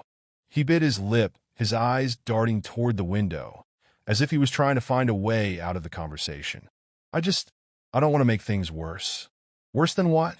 "Liam, whatever you're hiding, it's already tearing you apart. It's tearing all of us apart. I need to know what happened that night. What really happened." His face twisted with pain, and he finally looked me in the eye, his voice barely audible. "It wasn't an accident." My heart stopped. I stared at him, waiting for him to continue, my pulse pounding in my ears. "What do you mean? What wasn't an accident?" He took a deep breath, his hands trembling. "Mom and Dad, they weren't just driving. They were fighting. Before we crashed." My chest tightened. Fighting? This wasn't in the police report. Fighting about what? Liam hesitated, his eyes filling with tears. "About something they didn't want you to know." The room went cold. My mind was spinning, racing through all the possible secrets, all the buried tensions I'd ignored over the years. But Liam wasn't finished. I heard them yelling. Mom kept saying, "We have to tell him. He deserves to know." And Dad, he was angry. Really angry. He said it wasn't the right time, that it would ruin everything. My mouth went dry. "Tell me what?" Liam's voice cracked, and tears started streaming down his face. "I don't know. They never said. They just kept yelling, and then the car swerved, and everything went black." He broke down then, sobbing into his hands. I reached out, pulling him into a hug, holding him as his body shook with guilt and fear. My own heart was racing, my mind flooded with questions. What had they been hiding? What was so important that it led to their deaths? The accident wasn't just an accident. My daughter and her husband had been keeping a secret that could destroy everything I thought I knew about my family. And I wasn't sure if I was ready to uncover it. But I had no choice now. The truth was already starting to break through the surface, and I could feel it pulling me under. Liam's sobs echoed in my ears long after I left his room that night. My head felt like it was filled with static. It wasn't an accident. Those words, coming from the one person who had been in the car, who had been closest to the truth all this time, swirled around me in a constant loop. What had I missed? What had my daughter and her husband been fighting about? Right before their lives were ripped away. I didn't sleep that night. I sat in the living room, staring blankly at the flickering TV, not even aware of what was playing. My mind was consumed with the weight of this new reality. The accident wasn't just some random, tragic event. It was tied to something bigger, something I wasn't supposed to know. Morning came, and I found myself sitting at the kitchen table, the light of dawn casting long shadows across the floor. Jane joined me not long after, her face tight with worry. She didn't ask if I had spoken to Liam. She could see it in my eyes. "What did he say?" she asked softly, her voice barely a whisper, as if speaking too loudly might shatter me. I hesitated, the words struggling to form. "He said they were fighting. About something they didn't want me to know." Jane's face went pale. She sat down slowly, her hand covering her mouth. "Oh, God! Do you know anything about this, Jane?" I asked, my voice low but urgent. "Did my daughter ever say anything to you? Something she might have been keeping from me?" She shook her head, tears welling up in her eyes. "No, nothing. She would have told me if it was something big, Nick. She would have." I wanted to believe her. I really did, but doubt had already settled deep in my chest. Something had been hidden from me, and now I needed to know what it was, no matter how much it hurt. I decided to start digging. It felt like the only option left. I began by retracing my daughter's steps in the weeks leading up to the accident. I combed through old emails, text messages, even her social media, anything that might give me a clue. But it was all too ordinary, too perfect. Family pictures, work updates, small talk with friends. If there was a secret buried in here, it wasn't obvious. But something strange did catch my attention. A series of deleted texts in her phone's backup. Messages from a number I didn't recognize. They were brief, scattered over several months, and each one had been carefully erased from her phone. The texts weren't anything alarming on the surface, just cryptic, half-finished exchanges like, "Not yet. Can't risk it. Need to figure out the right way to tell him." And the most recent one, just days before the accident. "It's time. I can't keep this from him anymore." Him. They were talking about me. The blood drained from my face. My stomach twisted into knots. This was it. This was the secret they'd been arguing about. But who was this person? Why had my daughter been so careful to delete the messages? I copied the number down and made the call, my hands trembling. It rang twice before a gruff voice answered. "Hello." For a second, I didn't know what to say. My voice caught in my throat. I wasn't ready for this, but there was no turning back. "Who is this?" I asked, my voice more demanding than I'd intended. "Who's this?" the man shot back, defensive and clearly irritated. "This is Nick," I said, forcing my tone to stay calm. "I'm calling about some texts you exchanged with my daughter before she died. I need to know what you two were talking about." There was silence on the other end, a long, heavy silence that made my heart race. "I don't know what you're talking about," the voice finally said, but it was shaky now. "Nervous?" "You do." I pressed, my grip tightening on the phone. "You know exactly what I'm talking about. You sent her messages. You were in contact with her for months. You two were keeping something from me, and I need to know what it was." Another long pause. I could hear the man breathing on the other end, shallow and uneven. Then finally he spoke. I didn't think you'd find out," he muttered. His voice was thick with guilt. My pulse quickened. "Find out what?" "I'm your father." It was like someone had punched me in the gut. My mind reeled, my hand clutching the phone as though it might slip away. My father. The man I'd been told was dead my whole life. The man I never thought I'd hear from. "You're lying." I spat, my voice barely holding together. "My father died when I was a baby." "No," he said, his voice quiet, resigned. "That's just what your mother wanted you to believe. Your sister found me years ago. We've been in contact ever since. She was trying to figure out how to tell you without destroying everything." My heart pounded, my mind refusing to keep up with what I was hearing. This couldn't be real. My father alive? And my sister, she knew? She'd been keeping this from me all along? The truth hit me like a tidal wave, threatening to pull me under. Why now? I choked out. Why did she want to tell me right before the accident? The man on the other end sighed heavily. Because it wasn't just about me. There's more. I was coming back into your life whether you liked it or not. But your brother-in-law, he didn't want you to know. He thought it would ruin you. I blinked, stunned. What? Your sister and I had decided it was time, Nick. You needed to know the truth. But your brother-in-law, he didn't agree. That's what they were fighting about that night. She was ready to tell you everything. He wasn't. The floor seemed to fall out from under me. I sank into a chair, my mind reeling with the enormity of it all.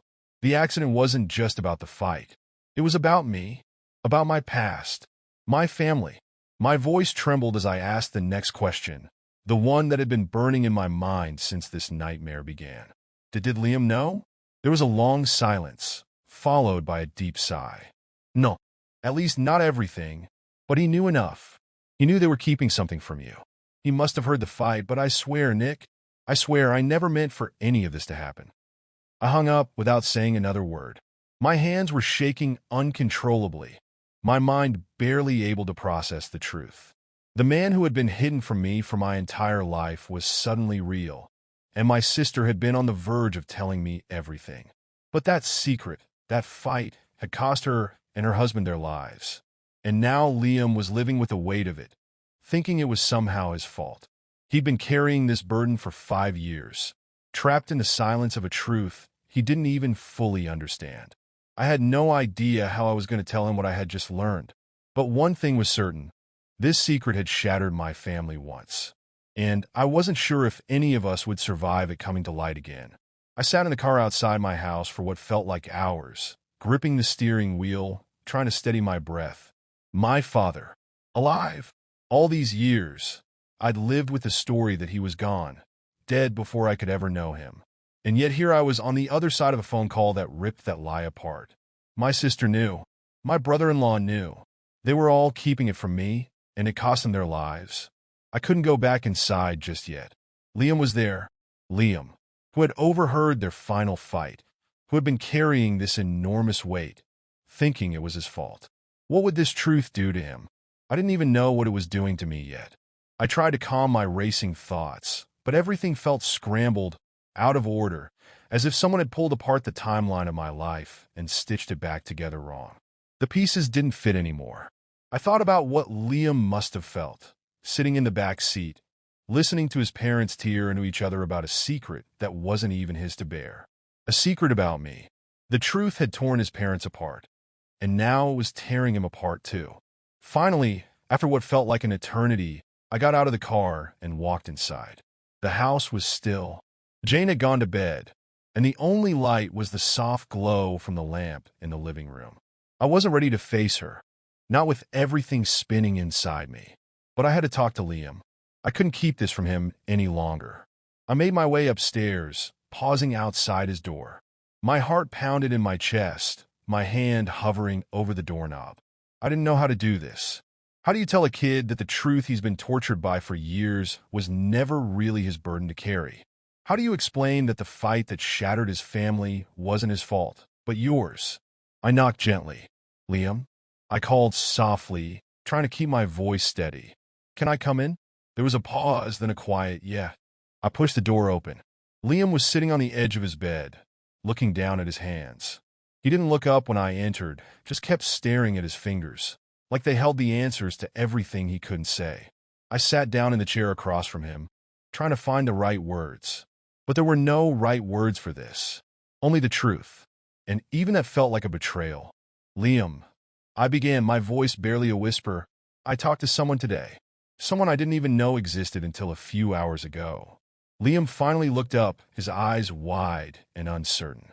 I could see the fear in his expression, the same fear I'd seen in the attic, the same fear that had been growing in him for years. I talked to your grandfather, I said, letting the weight of the words hang in the air between us. Liam's face twisted in confusion. Grandpa? What do you mean? He's right downstairs. No, I said, shaking my head slowly. Not my dad. My father. Your other grandfather. I watched as the realization dawned on him, as the pieces started clicking together in his mind. His confusion turned to shock, and then to something darker. He stared at me, searching for the punchline, for some explanation that made sense of what I was saying. "My father's alive," I continued. "He's been alive this whole time. My sister found him years ago. She was trying to figure out how to tell me. That's what she and your dad were arguing about that night. The secret they were keeping from me." Liam sat there, frozen, like he couldn't quite process what I was telling him. He swallowed hard, his voice barely audible. "So, you didn't know?" "No," I said, shaking my head again. "I had no idea. They were trying to protect me, I guess. But they were also fighting about it. Your dad didn't want me to know. He thought it would ruin everything." I watched as Liam's face shifted, emotions flickering across his features. Shock, relief, confusion, guilt. He opened his mouth to say something, but the words got stuck in his throat. "Liam," I said, leaning forward, my voice gentle but firm, "this wasn't your fault. None of it. The accident, the fight, it was never about you. It was about me. And I'm so sorry you've been carrying this all these years, thinking it was something you caused. It wasn't." For a long time, he just sat there, staring at me. I could see his mind working, trying to process what I just said. The tension in his body slowly began to release, like he was finally letting go of a weight he'd been dragging around for far too long. "You don't hate me?" he whispered, his voice trembling. "Hate you?" I said, my heart breaking at the question. "Liam, why would I hate you? None of this is your fault. You've been living with a secret that wasn't even yours to keep." Tears welled up in his eyes, and for the first time in years, I saw the boy he used to be, the boy who had been lost after that night. He wiped at his face, trying to hide his tears, but I could see the relief washing over him, the guilt slowly slipping away. I thought if I told you, you'd hate me," he whispered, his voice cracking. "I heard them fighting, and then everything went wrong.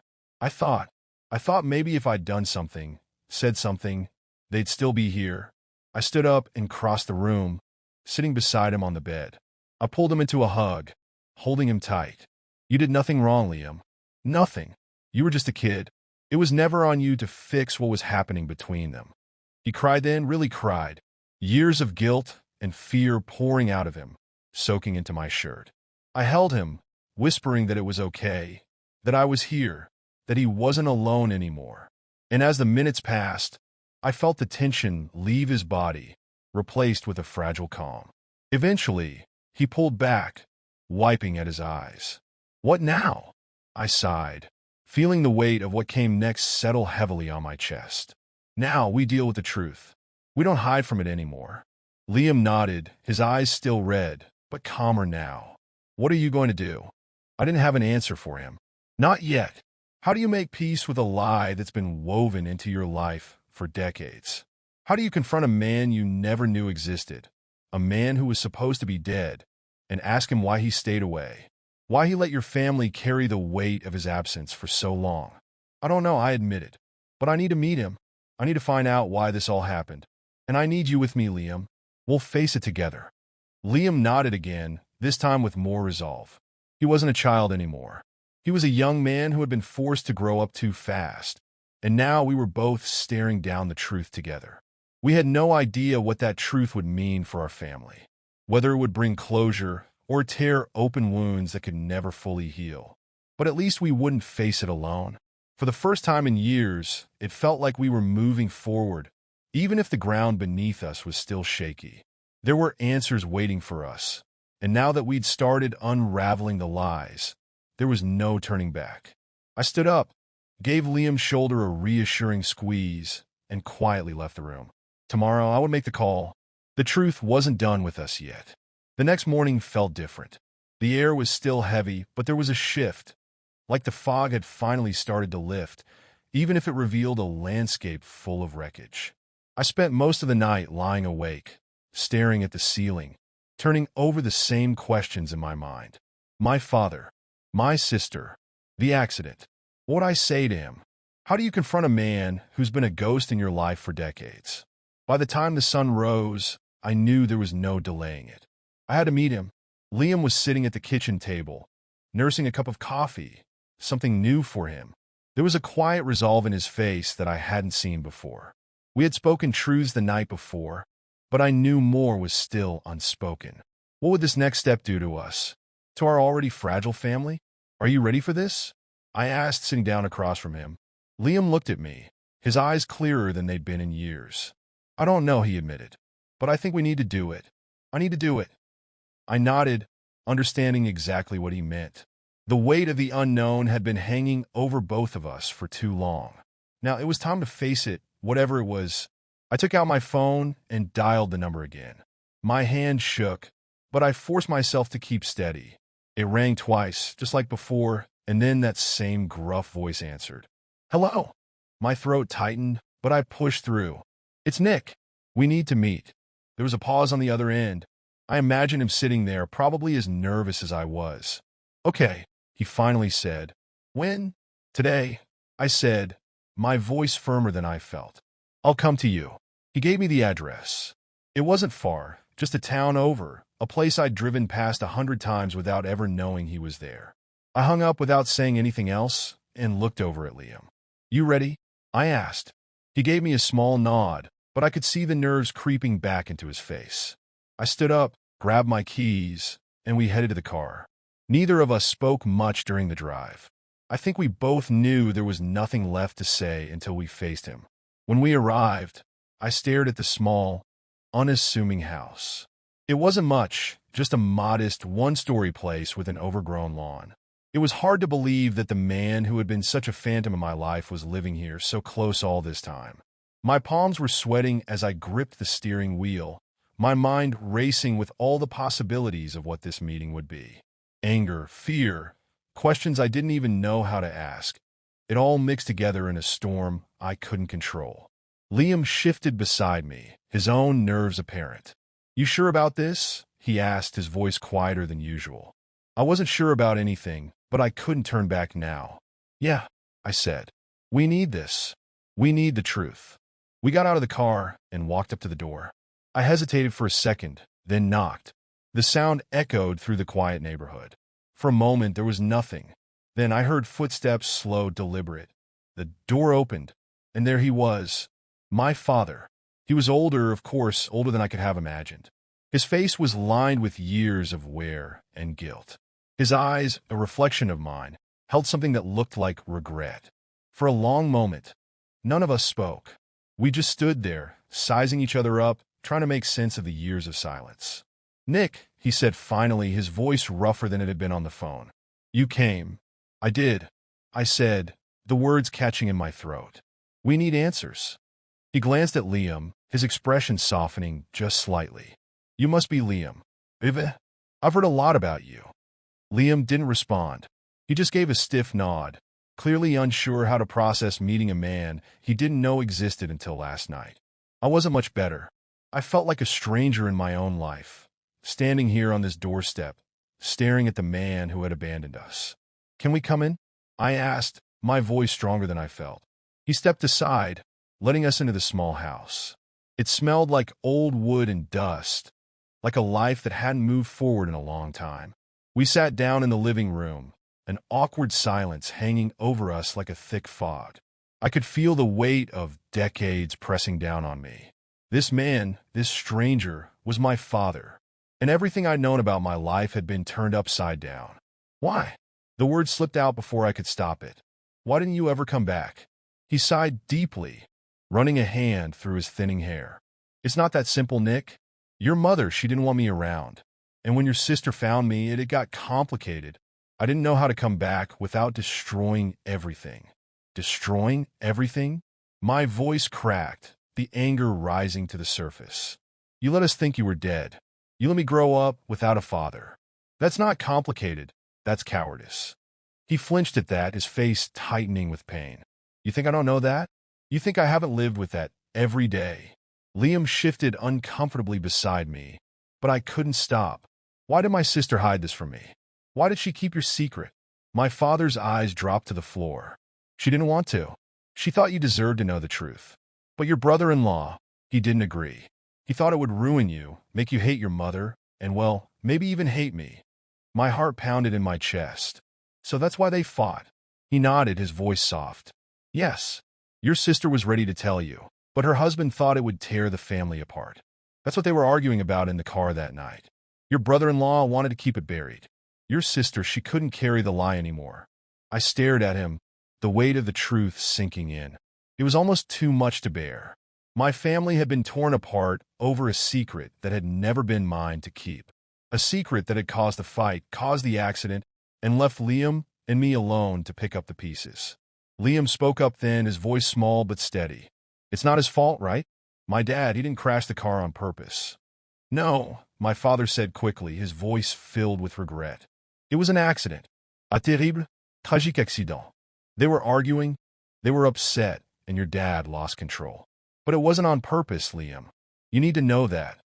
Liam let out a shaky breath, and I could see the relief wash over him. He had been carrying that guilt for so long, thinking maybe the fight had been the cause, thinking maybe he had been the reason. But now he knew. It was just a tragic accident. We sat there for a long time, the three of us, in the silence of that small living room, grappling with the truth that had finally been laid bare. The secrets, the lies, the guilt, it was all out in the open now, and there was no going back. I wasn't sure how to feel. Anger, relief, sadness, confusion. It all swirled together. My father had returned to my life in the most unexpected way, and the truth about the accident had been far more complicated than I ever could have imagined. But one thing was clear. Liam and I weren't alone in this anymore. The weight of the past was still heavy, but at least now we could face it together. And for the first time in years, I felt like we could finally start moving forward. A Saturday evening, quiet house. My best friend Mark knocking on the door with a six-pack of beer. That's the kind of night I needed. Normal. Easy. He and I have been friends since high school, the kind of bond that doesn't require much effort anymore. We're basically family. It was supposed to be a simple night, drinking, watching a game. Jessica, my wife, had other plans. She'd been edgy all day, claiming some kind of urgent work event.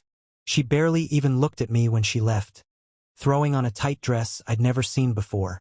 "Don't wait up," she said over her shoulder, not even a glance back.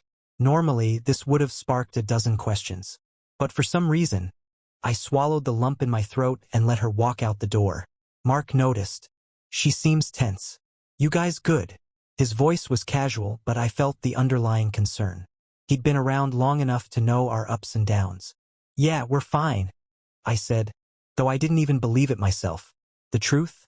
We hadn't been fine in months, but I wasn't about to unload that on him. It wasn't the time. We cracked open a few beers, watched the game, and for a moment, I forgot about everything else. For a moment. But halfway through the second quarter, Mark's phone buzzed. I wouldn't have noticed if it weren't for the way his entire demeanor shifted. He went from laid back and laughing to stone-cold serious, and I caught the flash of his phone screen lighting up in his hand. It was a text, and I could have sworn I saw Jessica's name at the top. "What's that?" I asked, keeping my tone light, though my pulse spiked in a way I couldn't control. Mark's response was quick, too quick. "Oh, just work stuff. You know how it is." He slipped his phone into his pocket, but something was off. He started fidgeting, glancing at the door like he had somewhere else to be. I chalked it up to his weird behavior lately. He'd been distracted, distant, but I figured it was just his own relationship issues. I didn't push it, not yet, but that uneasy feeling wouldn't leave me. Something felt wrong. We tried to continue like nothing happened, but after about 15 minutes, Mark started making excuses to leave. "Man, I've got an early meeting tomorrow. Got a jet. Rain check on the rest of the game." I forced a smile. "Yeah, no worries." He stood up, and I noticed the way his eyes darted around the room. Nervous, like he couldn't wait to get out of my house. As soon as he was out the door, my stomach twisted. Something in the air felt heavy, electric. Jessica was still out, and now Mark was acting shady. My mind started spinning with possibilities, none of them good. After Mark left, I found myself sitting there in the silence, staring at the beer bottle in my hand. The house felt too quiet, too empty, and suddenly everything about the evening seemed staged, forced.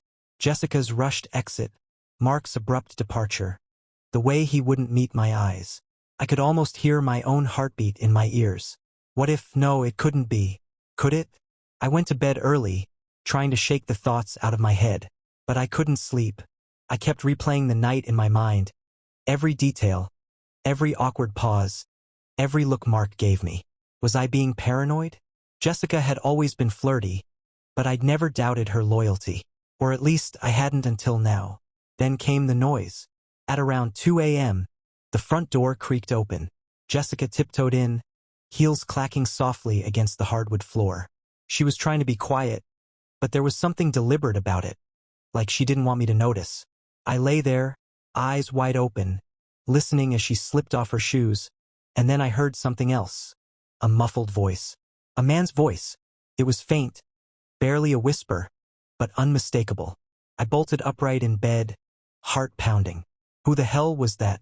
The floor creaked again, this time closer to the stairs.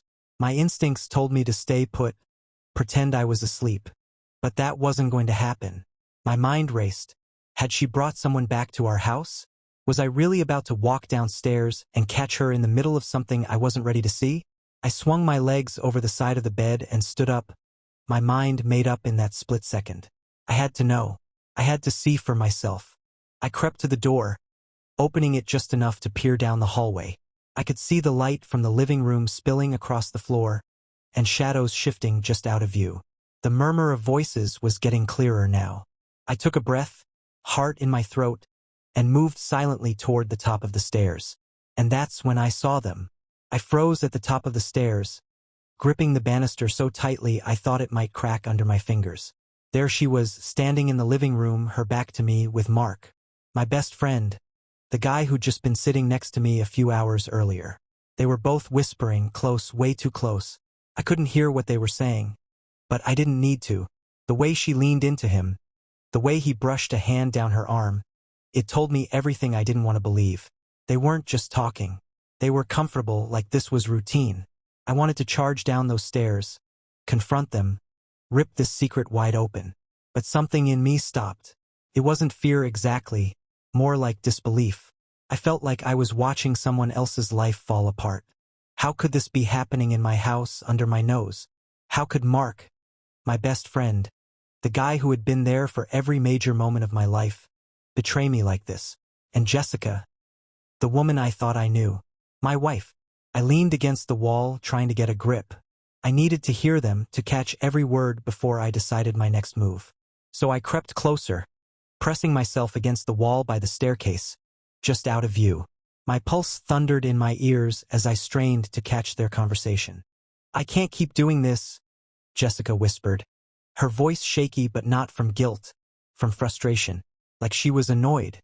"We're going to get caught." Mark sighed, sounding almost irritated himself. "He doesn't suspect a thing. Trust me. He's too wrapped up in his own head to notice what's going on. Besides, tonight was close. I shouldn't have stayed so long." I felt my blood run cold. Jessica let out a bitter laugh. "Yeah, you got lucky. If he had seen those texts." "He didn't." Mark cut her off. "And he won't. You're worrying for nothing." I gritted my teeth, trying to keep from barging in there and punching him in the face. It felt like someone had driven a knife right into my chest and twisted it slowly. The woman I loved, my wife, was standing there, openly talking about how I was too dumb to notice what they were doing behind my back. But then it got worse. "I'm getting tired of sneaking around, Jess," Mark muttered, his voice lower now, but still clear enough to hear. "This can't keep going like this. What's the plan?" "You said you were going to tell him," she huffed. Crossing her arms like this was some mild inconvenience. "I will. Just give me time. It's complicated. I don't want to blow up my whole life just yet." Just yet. Like she had a countdown. A clock ticking down on our marriage, waiting for the perfect moment to drop the bomb and walk away. I stood there, rooted to the spot, numbness settling in. I felt like I should storm down the stairs, expose them, make them explain themselves right there. But I couldn't move.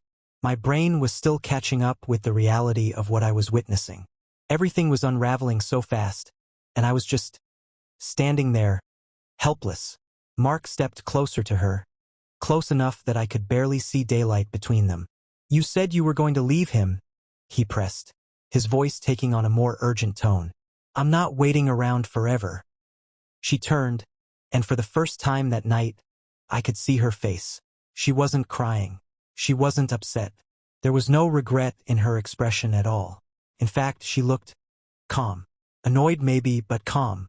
"Just be patient, okay?" she said, her voice soft but sharp. "I'll figure it out. He's not exactly the kind of guy you can just walk away from without a fight." Mark ran a hand through his hair, clearly growing impatient. "Yeah, well, maybe it's time you stop playing the good wife and start thinking about what you want." What she wanted. As if I was just some obstacle in the way of their little secret fantasy. I couldn't listen anymore. My hands were shaking, heart racing. Every part of me was screaming to do something. Anything. But I couldn't bring myself to move. I wanted to smash through the door, demand answers, but I also wanted to disappear. Like none of this was real. Jessica finally sighed, looking at her watch. "I have to get upstairs before he wakes up. We'll talk tomorrow." Mark nodded, his jaw tight, but he leaned in and kissed her. Right there, in our living room, in front of our wedding photos hanging on the wall. Like it was the most natural thing in the world. I had to bite my tongue to keep from screaming. This wasn't just betrayal. This was them shoving it in my face. When she pulled back, she whispered something I'll never forget. "I never thought a fling with my husband's best friend would turn into an affair, and that was it." That sentence snapped something in me. The second those words left her mouth. A fling with my husband's best friend. I felt a surge of fury course through me. It was like something inside finally broke loose. I'd been standing there, frozen, but now I couldn't hold back any longer. My heart was pounding in my ears, and my hands felt like fists of fire. I had to act. I didn't storm down the stairs like some hero in a bad movie. No, I walked. Slow, deliberate. Every step felt like a lifetime. Like I was crossing the line between the life I thought I had and the one that was shattering right in front of me. By the time I reached the bottom, they still hadn't noticed me. They were too wrapped up in their twisted little conversation. Mark leaning in closer, Jessica pulling away, checking her phone like she had better things to do than cheat on her husband right in his own house. But when I spoke, the sound cut through the room like a knife. "Having fun." Jessica jumped, nearly dropping her phone. Mark turned around so fast he almost lost his balance. The color drained from both their faces as if they had seen a ghost. And I guess in that moment I wasn't the guy they thought they could keep lying to. Not anymore. "David, Jessica stammered. But I wasn't in the mood for her rehearsed excuses. I held up a hand, silencing her on the spot. "Don't," I said, my voice cold, almost too calm for what was boiling inside me. I heard everything. There was a thick, uncomfortable silence. Mark, the guy who had been my best friend for nearly 2 decades, didn't say a word. He just stood there, looking guilty as hell, like a kid caught stealing from the cookie jar. Except this wasn't some harmless mistake. This was betrayal on a level I never thought possible. "Get out," I said, turning to Mark. My voice was firm, but my insides were shaking with barely controlled rage. "Now." Mark looked at Jessica, as if she could somehow save him from this moment. But when she didn't say anything, when she just stood there, frozen, he nodded, grabbed his jacket, and walked toward the door without a word. No apologies. No explanations. He didn't even have the guts to look me in the eye as he left. The door slammed behind him, echoing through the room like a final note on the life we used to share. And then it was just me and Jessica. She stood there, not moving, not saying anything. She had no tears in her eyes, no remorse on her face. Just that same cold, distant look she'd been wearing for months. Like I was a stranger in my own home. It was almost like she didn't care that she'd been caught. "So," I said, my voice tight, "you never thought a fling would turn into an affair, huh?" Her eyes widened. She knew she was cornered now. I could see her mind racing, trying to figure out a way out of this. Some way to turn the situation to her advantage, like she always did. But not this time. "David, it's not what it looks like," she started, stepping toward me with this fake sincerity I'd seen too many times. "I can explain." I laughed, a short, bitter sound that felt foreign coming out of my mouth. "Explain? You've been lying to my face, sleeping with my best friend, and now you want to explain." She flinched, but not in the way someone who's truly sorry would. More like she was annoyed that I wasn't falling for her act. "I didn't plan for this to happen," she said, her voice too calm for my liking. It just got out of hand. Out of hand, I echoed, my voice rising. You're seriously trying to downplay this right now? In my own house, while I'm upstairs, you've been sneaking around with Mark and you're gonna sit here and pretend like it just happened? You were planning on leaving me, weren't you? You just didn't want to get caught first. She crossed her arms defensively, and there it was. The attitude, the bitchy tone I'd been hearing for months but ignoring because I didn't want to believe it. Look, David, things between us haven't been good for a long time. I didn't ask for this. But Mark was there when you weren't. I blinked, feeling like I'd been slapped. When I wasn't? She nodded, stepping closer now, as if her proximity might make her lies more believable. You've been checked out for months. Don't act like this came out of nowhere. I tried to talk to you, tried to fix things, but you never listened. You never cared. I stared at her, struggling to comprehend the audacity. She was actually trying to pin this on me, like her affair with my best friend was my fault because I wasn't attentive enough, or because I didn't shower her with enough attention. That's your excuse? I said, my voice shaking now, anger bubbling up and threatening to explode. I wasn't there for you, so you started sleeping with Mark? That's how you fix things. She rolled her eyes, and it took everything in me not to completely lose it. You're being dramatic. It's not like I planned to hurt you. You didn't plan to hurt me? I repeated, incredulous. You've been lying to me for God knows how long, sneaking around with Mark, and you didn't plan to hurt me? She shrugged, her tone ice-cold now. People grow apart, David. It happens. I'm sorry it happened this way, but what do you want me to say? That I regret it? I don't. I deserve to be happy, too. It was like a switch flipped inside me. Any lingering hope that maybe she'd show some remorse, some shred of guilt, was gone. This wasn't a mistake to her. This wasn't even betrayal. This was just her deciding that what she wanted was more important than anything or anyone else, including me. I stared at her, searching her face for something, anything that would make sense. But all I saw was indifference. I gave you everything, I said, my voice quieter now, more defeated than I wanted it to sound. And this is how you repay me? She shrugged again, and I realized, in that moment, that the woman standing in front of me wasn't the woman I'd married. She wasn't even someone I recognized anymore. Her shrug, that casual flick of her shoulders, was the final blow. I felt like I'd been gutted. I stood there watching Jessica, my wife, act as if none of this mattered, like this was just another inconvenience she'd brush off and move on from. How had we ended up here? How had the woman I'd once loved, trusted, and built a life with, turned into someone I barely recognized? But I couldn't waste time trying to understand it anymore. I had to act, to respond, or I was going to lose my grip on reality. My thoughts were racing, but the adrenaline pumping through me was keeping me focused. I wasn't going to let her just walk away from this without consequences.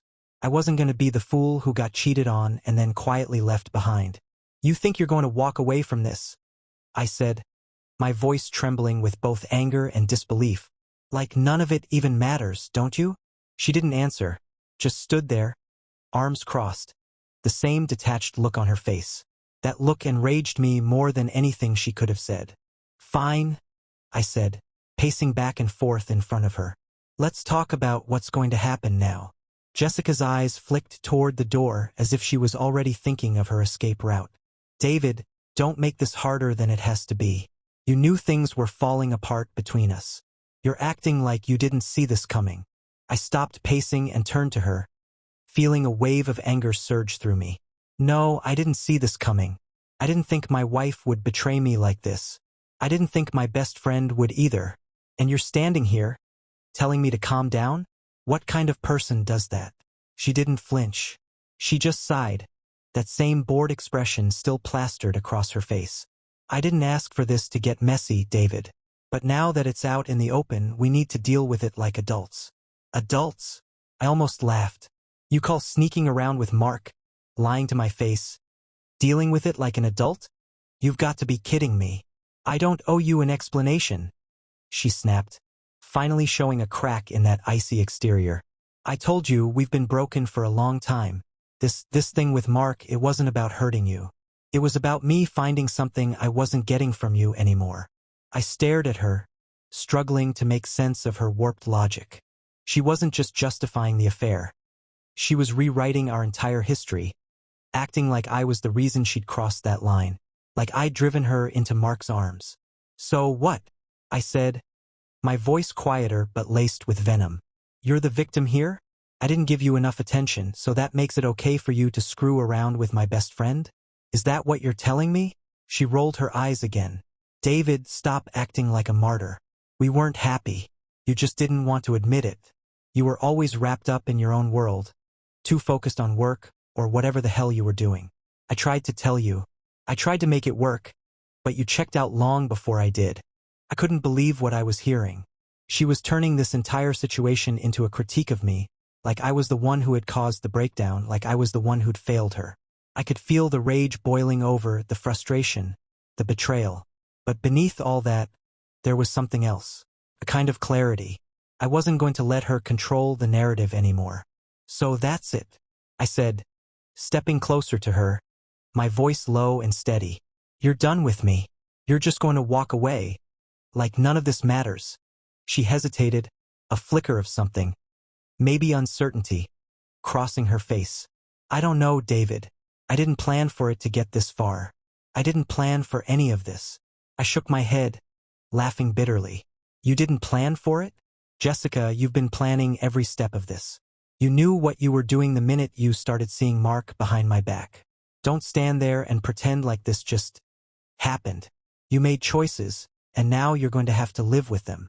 She shifted uncomfortably, clearly not expecting me to take control of the conversation. For the first time, I saw her mask slip. The confidence, the coldness, it wavered. What do you want from me, David? She asked, her voice softer now, but still laced with that defensive edge. You want me to apologize? Fine. I'm sorry, but we're past that, aren't we? We can't go back. I didn't respond right away. Instead, I walked to the couch, sat down, and looked at her for a long time, letting the silence hang between us. This was the moment where everything would change, and I had to make a decision. You're right, I said finally, my voice calm but filled with finality. We can't go back. But here's what's going to happen. Her eyes widened slightly, like she wasn't expecting me to have an answer. I wasn't sure I did either, but the words came anyway. You're going to pack your things, I said slowly, each word deliberate. And you're going to leave. Tonight. Jessica's mouth fell open in shock. You can't be serious. Oh, I'm dead serious, I replied, standing up again, meeting her gaze head-on. You think you can stand here and rewrite everything, justify what you did? Fine. But you're not doing it under this roof anymore. You're done. Get your things and go. Her eyes flicked from me to the door, then back again. David, where am I supposed to go? I didn't think. That's not my problem anymore. I cut her off, my tone sharp. You didn't think about me when you were sneaking around with Mark. You didn't think about this marriage. So you don't get to think about yourself now. You want to leave me? Go. Do it. For the first time, real panic crossed her face. She opened her mouth as if to argue, but no words came out. She was realizing that I wasn't backing down this time. This wasn't some temporary argument where she could manipulate her way back in. Fine, she finally muttered, her voice small, but laced with anger. I'll go. I watched as she turned and walked up the stairs, her footsteps heavy, like she couldn't believe she was actually being forced to leave. But I wasn't backing down. Not this time. This was my line, and she had crossed it one too many times. As she disappeared from view, I stood there, feeling the weight of what had just happened. The house felt empty already, like the echoes of our life together had faded away with her footsteps. I'd made my decision, but the reality of it was only starting to sink in. I had just ended my marriage. Or maybe she had ended it long before tonight. I stood there, frozen in place, listening to Jessica's footsteps above as she moved around the bedroom. Each thud, every drawer creaking open and slamming shut, felt like a countdown to the end of something that had been unraveling for far too long. But even though I had told her to go, even though I knew this was the only move left to make, a part of me still couldn't believe it was really happening. The silence in the house grew heavier with each passing second. This was the moment everything would truly change, and there'd be no going back. I should have felt victorious, maybe even proud that I'd taken control. Finally stood up for myself after months of pretending everything was fine. But instead, I felt hollow. It was over. My marriage. My life as I'd known it. Everything. 15 minutes passed, then 20. Still no sign of her coming back down. Maybe she was hesitating, hoping I'd change my mind, or maybe she was trying to figure out how to spin this into one last chance at control. I imagined her up there, standing in front of our closet, running her fingers over the clothes that once symbolized the life we shared, wondering if it was all really worth throwing away for a fling with Mark. But the truth was, this wasn't just about Mark anymore. It wasn't even about the affair. It was about the fact that she had already checked out emotionally and mentally, long before I had caught on. Suddenly, I heard her voice from upstairs, strained but still sharp. "You know this is crazy, right?" Her words floated down the staircase, as if she were trying to hold on to some last shred of control over the situation. "You can't just throw me out like this. We need to talk." I didn't respond immediately. I let her voice hang in the air, heavy with tension, before I finally answered. "We've already talked, Jessica. There's nothing left to say." She stomped down the stairs, a suitcase in one hand, her purse slung over her shoulder. Her face was flushed with a mix of frustration and disbelief, like she still couldn't accept what was happening. Like this was just another fight that would blow over once she twisted it in her favor. "Where am I supposed to go?" she asked, her voice rising. "You can't just kick me out with nowhere to go. What kind of man does that to his wife?" The word wife hit me like a slap in the face. She was using it like a weapon now, as if the title alone should make me reconsider everything, should force me to bend. But that word didn't hold the same meaning anymore. Not after what she'd done. "I'm not the one who walked away from this marriage, Jess," I said, trying to keep my voice steady even though my emotions were tearing me apart inside. "You did that when you decided to betray me. I don't care where you go. Call Mark. I'm sure he'll be happy to take you in." Her eyes flashed with anger at the mention of his name. "Mark? You think I'm just going to go running to him?" I shrugged, my expression cold. "You've been running to him behind my back for months. Why stop now?" She narrowed her eyes, glaring at me like I just insulted her character, as if she wasn't the one who'd shredded this relationship to pieces. "You think this is so black and white, don't you? Like I'm the villain here, and you're just some innocent victim. But you weren't innocent, David. You checked out long before I did." There it was again, her rewriting of the narrative, twisting reality to suit her version of events, where she was justified in everything because I had somehow failed her. It was infuriating, but I wasn't about to get drawn into another argument. I was done playing her games. "I don't care what story you tell yourself to sleep at night," I said, stepping closer, staring her down. "But you don't get to blame this on me. You don't get to stand there and act like you had no choice but to cheat. You made your decisions, Jessica. Now you have to live with them." Her lip quivered for a moment, as if she was going to say something more, but instead, she just shook her head and looked away. For a split second, I thought I saw regret flash in her eyes, but it was gone as quickly as it appeared. She composed herself, tightening her grip on the suitcase and turning toward the door. "So, that's it, huh?" she muttered, her voice quieter now, resigned. "You're just going to throw away everything we built. Just like that." I didn't flinch. "You already did." Jessica paused at the door, her hand hovering over the handle as if she were waiting for me to call her back. But I didn't move. I didn't say anything. There was nothing left to say. She pulled open the door and stepped outside, the cool night air rushing in as she crossed the threshold. For a moment, she stood there, silhouetted against the darkness, and I wondered if she was going to look back. If she would turn around, say something, anything that would give me a reason to stop her. But she didn't. Instead, she walked out into the night, pulling the door shut behind her with a soft click that echoed through the empty house. I stood there, staring at the door, feeling a strange mix of relief and sorrow. It was over. The lies, the manipulation, the toxic cycle we'd been stuck in for months, it was all finally over. But with that ending came a flood of emotions I wasn't ready for. I walked over to the couch and sat down, my head in my hands, trying to process everything that had just happened. The house felt unnaturally quiet now, almost too quiet. The silence pressed in on me, amplifying the weight of what I'd just done. I'd spent so long holding on to the idea of what my marriage was supposed to be that I hadn't even realized how far gone it was until it was too late. I reached for my phone, scrolling aimlessly, not even sure what I was looking for. Maybe I wanted to call someone. My brother, my parents. Tell them what had happened. Maybe I just needed a distraction. But as I scrolled through my contacts, I saw a message from Mark. One new text. I hadn't noticed it come in earlier. My blood ran cold as I opened it. Mark, you don't have to do this. We can talk. Let's not blow everything up over one mistake. One mistake. The nerve of this guy. The audacity to call it one mistake. After months of sneaking around with my wife, lying to my face, sitting in my living room and pretending to be my friend. I stared at the message for a long time, my thumb hovering over the keyboard, thinking of all the things I wanted to say. But nothing seemed strong enough to express the rage burning inside me. No response felt like enough. So I did the only thing I could do. I blocked his number. I put the phone down and leaned back, staring up at the ceiling, letting the reality sink in. Jessica was gone. Mark was out of my life. Everything had changed, and there was no turning back.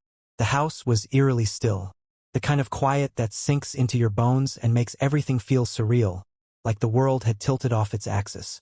Jessica was gone.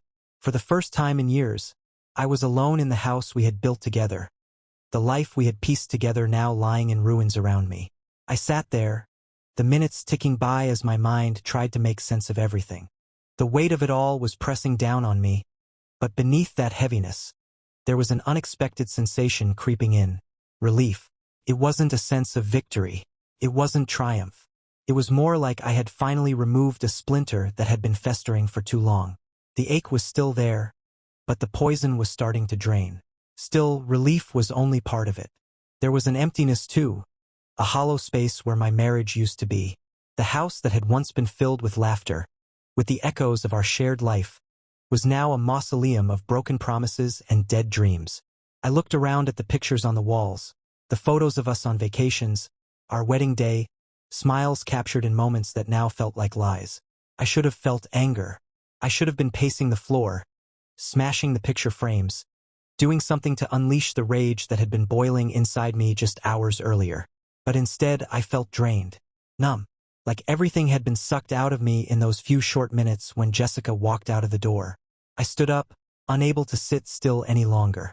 My legs carried me to the hallway, where the remnants of our life were still on display. I reached out, almost instinctively, to the photo of us from our honeymoon in Hawaii, the one where we were standing on the beach, arms wrapped around each other, beaming at the camera.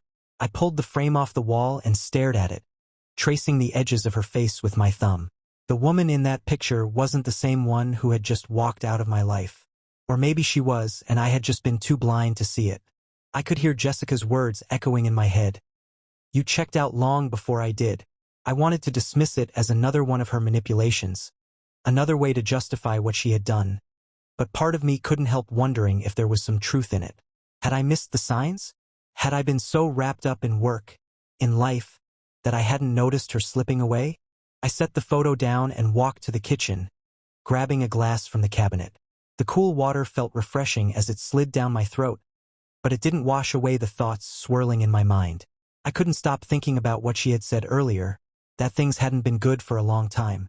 I hadn't wanted to admit it, but in some ways I knew she was right. We'd been going through the motions for months, maybe longer. The connection that had once felt so natural, so easy, had eroded over time. But where I had clung to hope, she had turned to betrayal. My phone buzzed again on the counter, jolting me out of my thoughts. I picked it up, expecting another message from Mark, but it was an email this time, from our joint bank account, a withdrawal alert.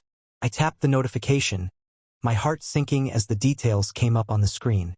Jessica had just transferred $10,000 out of our account. I stared at the numbers, disbelief coursing through me. I hadn't even thought about the money when I told her to leave, but now she was taking it, trying to salvage something from the wreckage. The nerve. She was already gone, and now she was trying to empty our account on her way out? I felt my jaw tighten, the anger that had been lurking beneath the surface bubbling back up. I was done being passive. I wasn't going to let her take advantage of me one more time. I dialed my bank, getting them on the line as quickly as possible, explaining the situation with a calmness that surprised even me.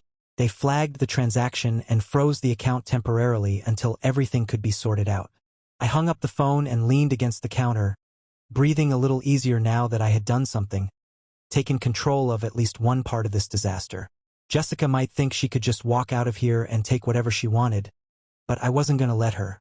And yet, as much as I wanted to focus on the practical steps, freezing accounts, contacting a lawyer, figuring out the logistics, I couldn't shake the emotional weight that was still pressing down on me. This wasn't just about money. This wasn't just about logistics. This was about the life we had built together, the trust we had shared, the love that had turned into something twisted and broken. I thought about calling my brother, maybe venting everything that had happened, but I hesitated. What was I going to say? That my wife had been cheating on me with my best friend? That I had thrown her out, but now I wasn't sure what came next? The humiliation of it all felt too fresh, too raw. I wasn't ready to let anyone in on this mess yet. Instead, I walked back to the living room and sank onto the couch, staring blankly at the wall in front of me. The silence was deafening, but it was better than the chaos that had filled my life for the past few months. Better than the lies, the manipulation, the betrayal. My phone buzzed again. I glanced at the screen, expecting more trouble, but it wasn't Jessica or the bank. It was Mark. This time, it wasn't a message. It was a missed call.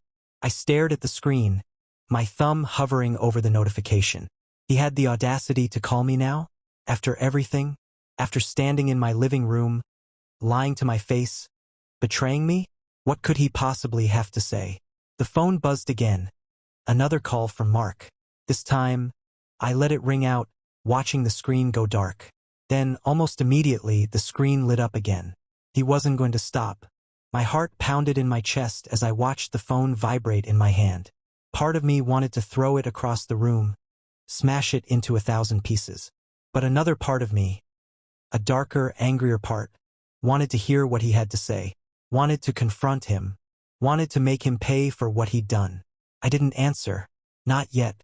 I let the call go to voicemail, but I knew that this wasn't over. I could feel it in my gut. The showdown with Mark was coming. And when it did, there would be no going back. As the phone screen went dark again, I leaned back against the couch, exhaling slowly. The weight of what had happened tonight was still heavy on my shoulders, but beneath it, something else was starting to emerge. A sense of resolve. This wasn't just the end of my marriage. It was the beginning of something else. Something I didn't fully understand yet, but it was coming. And this time, I wasn't going to let anyone walk all over me. Not Jessica. Not Mark. I stared at the phone, waiting for the next call, knowing that when it came, I'd be ready. The phone buzzed again. This time, I picked it up. "Mark," I said flatly, not even bothering with a greeting. There was silence on the other end, like he wasn't sure if I was going to answer or if I would hang up. I could almost picture him pacing wherever he was, rehearsing his excuses, trying to find the words that might save him from the mess he had created. "David, man, listen, he trailed off, his voice sounding hesitant, uncertain, as if he realized how little he had to stand on. "You'd better have something real good to say," I interrupted, keeping my voice steady but laced with venom. "Because after everything you've done, you're lucky I'm even picking up this call." Mark sighed, and I could hear the weight of guilt in it, but it wasn't enough. Not even close. "I know you're pissed. You have every right to be. But this got out of hand, man." "I didn't." "Didn't what?" I snapped. "Didn't mean to sleep with my wife? Didn't mean to stab me in the back? Don't act like you tripped and fell into bed with her, Mark." He was quiet for a second, and I could hear him struggling to find the right words. "I'm not trying to make excuses. I didn't think it would get this far. I swear, it wasn't supposed to happen like this." "Wasn't supposed to happen?" I laughed bitterly, pacing the floor now, feeling the anger building up again. "You mean it wasn't supposed to get caught?" "No, that's not." He stopped himself, and I could hear him struggling on the other end of the line. "David, look, I'm sorry. I know I screwed up. I don't know how to fix this. But I can't lose you as a friend. This wasn't about trying to hurt you. I clenched the phone tighter, feeling the anger rise again. Not about hurting me? You were sneaking around with my wife. How the hell was this not about hurting me? You destroyed everything, Mark. You didn't just sleep with her. You lied to me every time you came into my house. Every time you sat on my couch, acted like everything was normal. He was quiet again, and I could practically hear him shrinking on the other end. I wasn't holding back anymore. This was everything I had bottled up for months, and now it was spilling out. I trusted you more than anyone, I continued, my voice rising. And you took that trust and turned it into a joke. What were you thinking, huh? That I wouldn't notice? That you two could just sneak around forever, and I'd be none the wiser? What's worse is that you thought I was too stupid to figure it out. I know, man, Mark said, his voice shaking now. I know I was wrong. I'm sorry. Okay? I didn't think it through. I swear it wasn't about you. It just happened. And I'm sorry.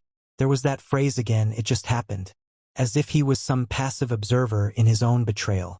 As if he hadn't made the choice to destroy our friendship, our brotherhood, for a cheap fling. And what about Jessica? I asked, my voice cold now. Was she part of your little apology tour? Or are you hoping I'll forgive you and forget she was in on this too? There was a pause and Mark hesitated. I haven't talked to her since tonight. I don't know what she's thinking, but this isn't about her. It's about us, David. I don't want to lose our friendship over this. I don't want to lose you. I laughed, the sound harsh in the silence of the room. Our friendship? That's what you're worried about. Mark's desperation was seeping through the phone now. I know it's hard to believe, but yeah, I am. I messed up. I messed up worse than I've ever messed up in my life. But I don't want to throw away everything we've been through because of one mistake. I know it's not going to be the same, but I can't lose you, man. We've been through too much. I felt a pang of something, regret, maybe, or sadness for what used to be. But it was buried under too many layers of betrayal. Mark had been my closest friend, the guy who knew me better than almost anyone. We'd been through highs and lows, fights and reconciliations. But this was unforgivable. I wasn't about to let him off the hook that easily. You don't get it, do you? I said, my voice low and sharp.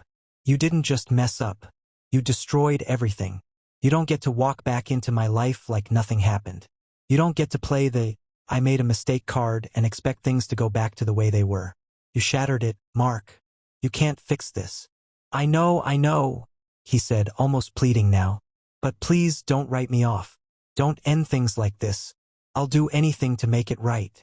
I closed my eyes, letting out a long breath. The temptation to end the call, to block his number and never deal with him again, was strong. But there was something inside me that wanted closure, real closure. You want to make it right? I asked, my voice calm again, but colder than before. Anything, he said quickly. Just tell me what to do. Meet me tomorrow, I said, staring at the floor, my mind already made up, face to face. You owe me that. There was a beat of hesitation before he answered. Yeah, okay. Where? The bar. The one we always go to. Okay, I'll be there. I hung up without saying another word. No goodbye. No acknowledgement. Just the click of the call ending, leaving me alone in the quiet once again. But this time it was different. This time I felt something new, a sense of finality. I had laid it out for him. Tomorrow we would meet. He would look me in the eye, and for the first time we'd lay everything bare. And when it was over, I would make sure there was nothing left between us. No friendship, no forgiveness, just the truth of what he had done and the consequences that followed. I wasn't looking for reconciliation. I wasn't even looking for revenge. I just wanted to see his face when he realized that this time, there was no coming back. Tomorrow would be the reckoning. I barely slept that night. My mind kept replaying everything that had happened. Every word, every look, every moment of betrayal. The house felt emptier than ever, like the ghosts of what had once been a life, our life, were lingering in the corners, watching as it all came crashing down. I knew that today was the end of the road, and there was no turning back. By the time morning came, I was ready. The knot of anger, hurt, and betrayal that had tightened in my chest was coiled into something sharp and focused. This wasn't just about confronting Mark. It was about closure.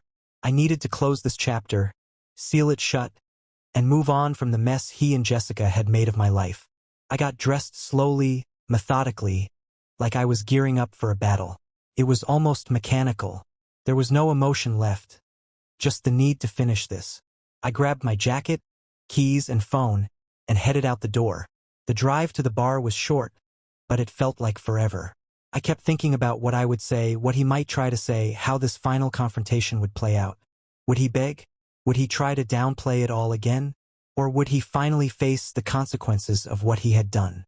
When I pulled into the parking lot, I saw Mark's car already there.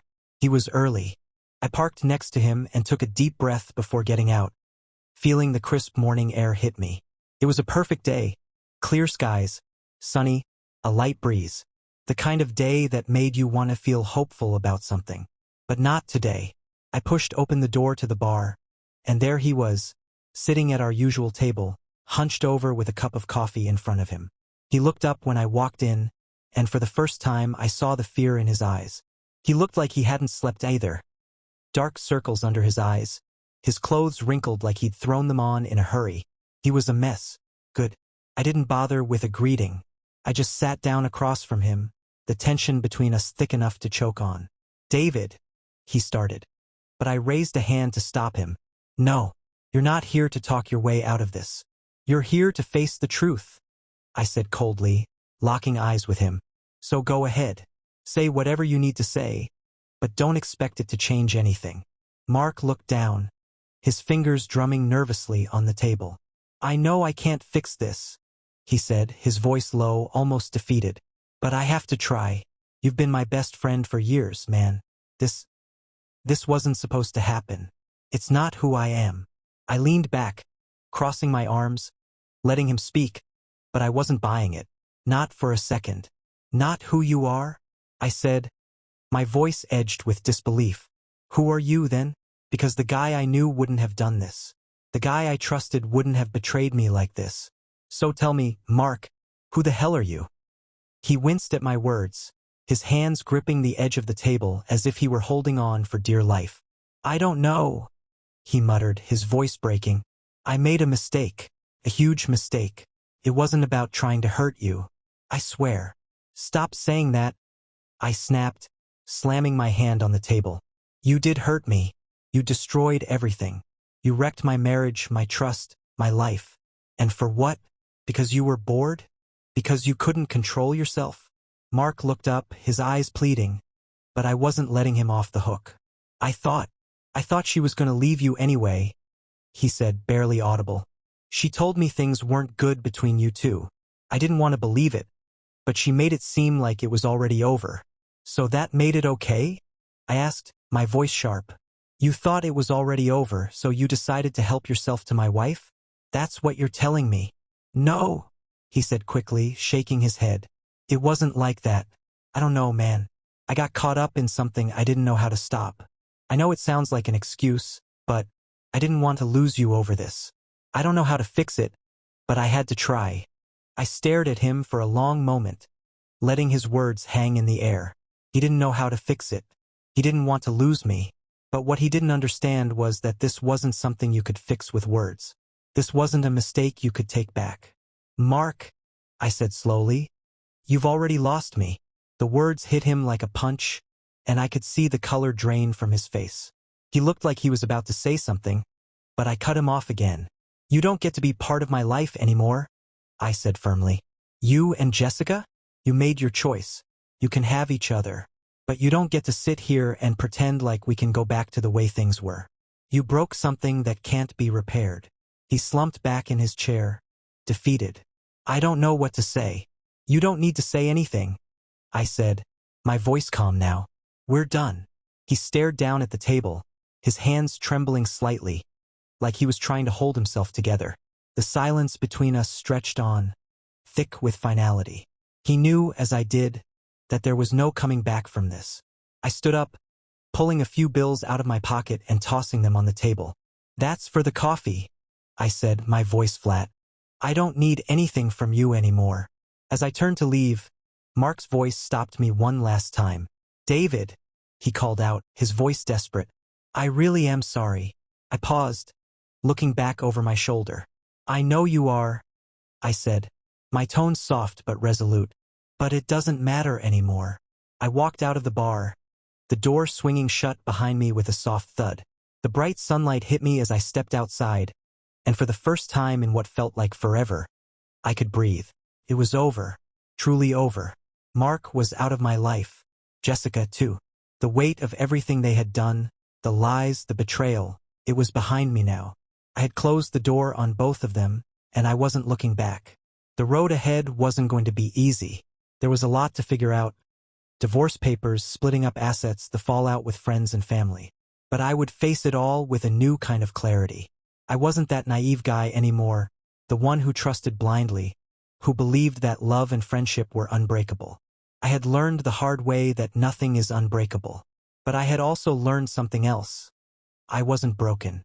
I got into my car, the engine humming softly beneath me, and drove away from the bar, from Mark, from everything that had happened. The sun was bright on the horizon, and for the first time in months, I felt like I could see the future. And it was mine, all mine.